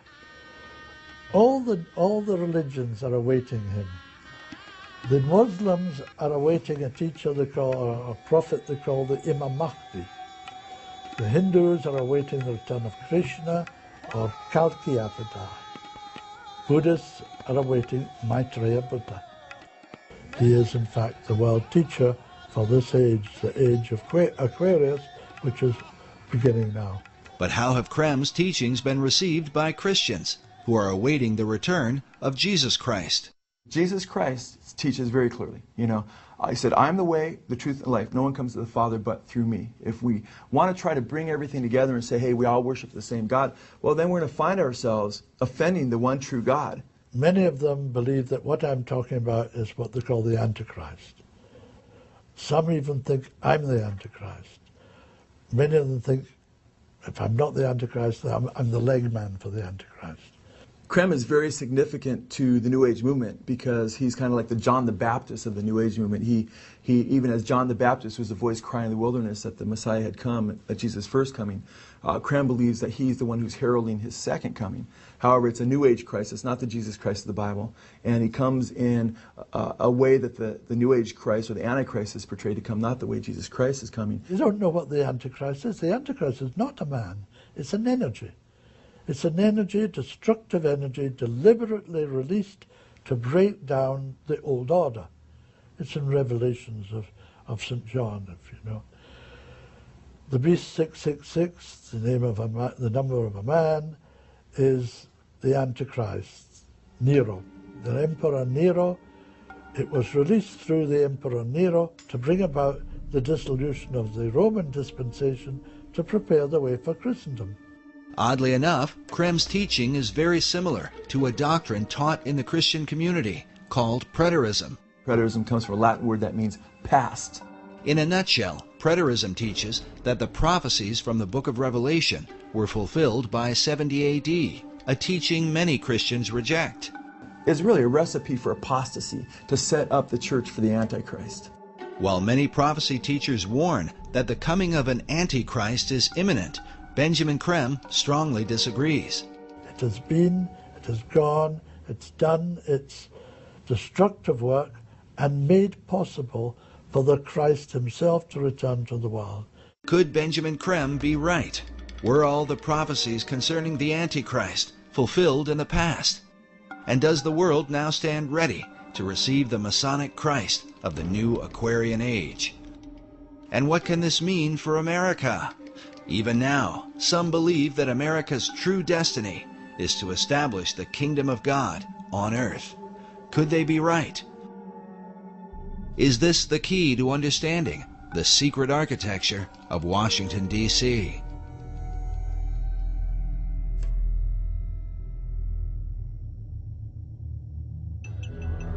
Maitreya himself spoke to me. He said, I myself am coming, sooner than anyone thinks possible. And he will face humanity with a choice. Create justice in the world and build the most brilliant civilization this earth has ever seen. Or perish utterly. That's the choice.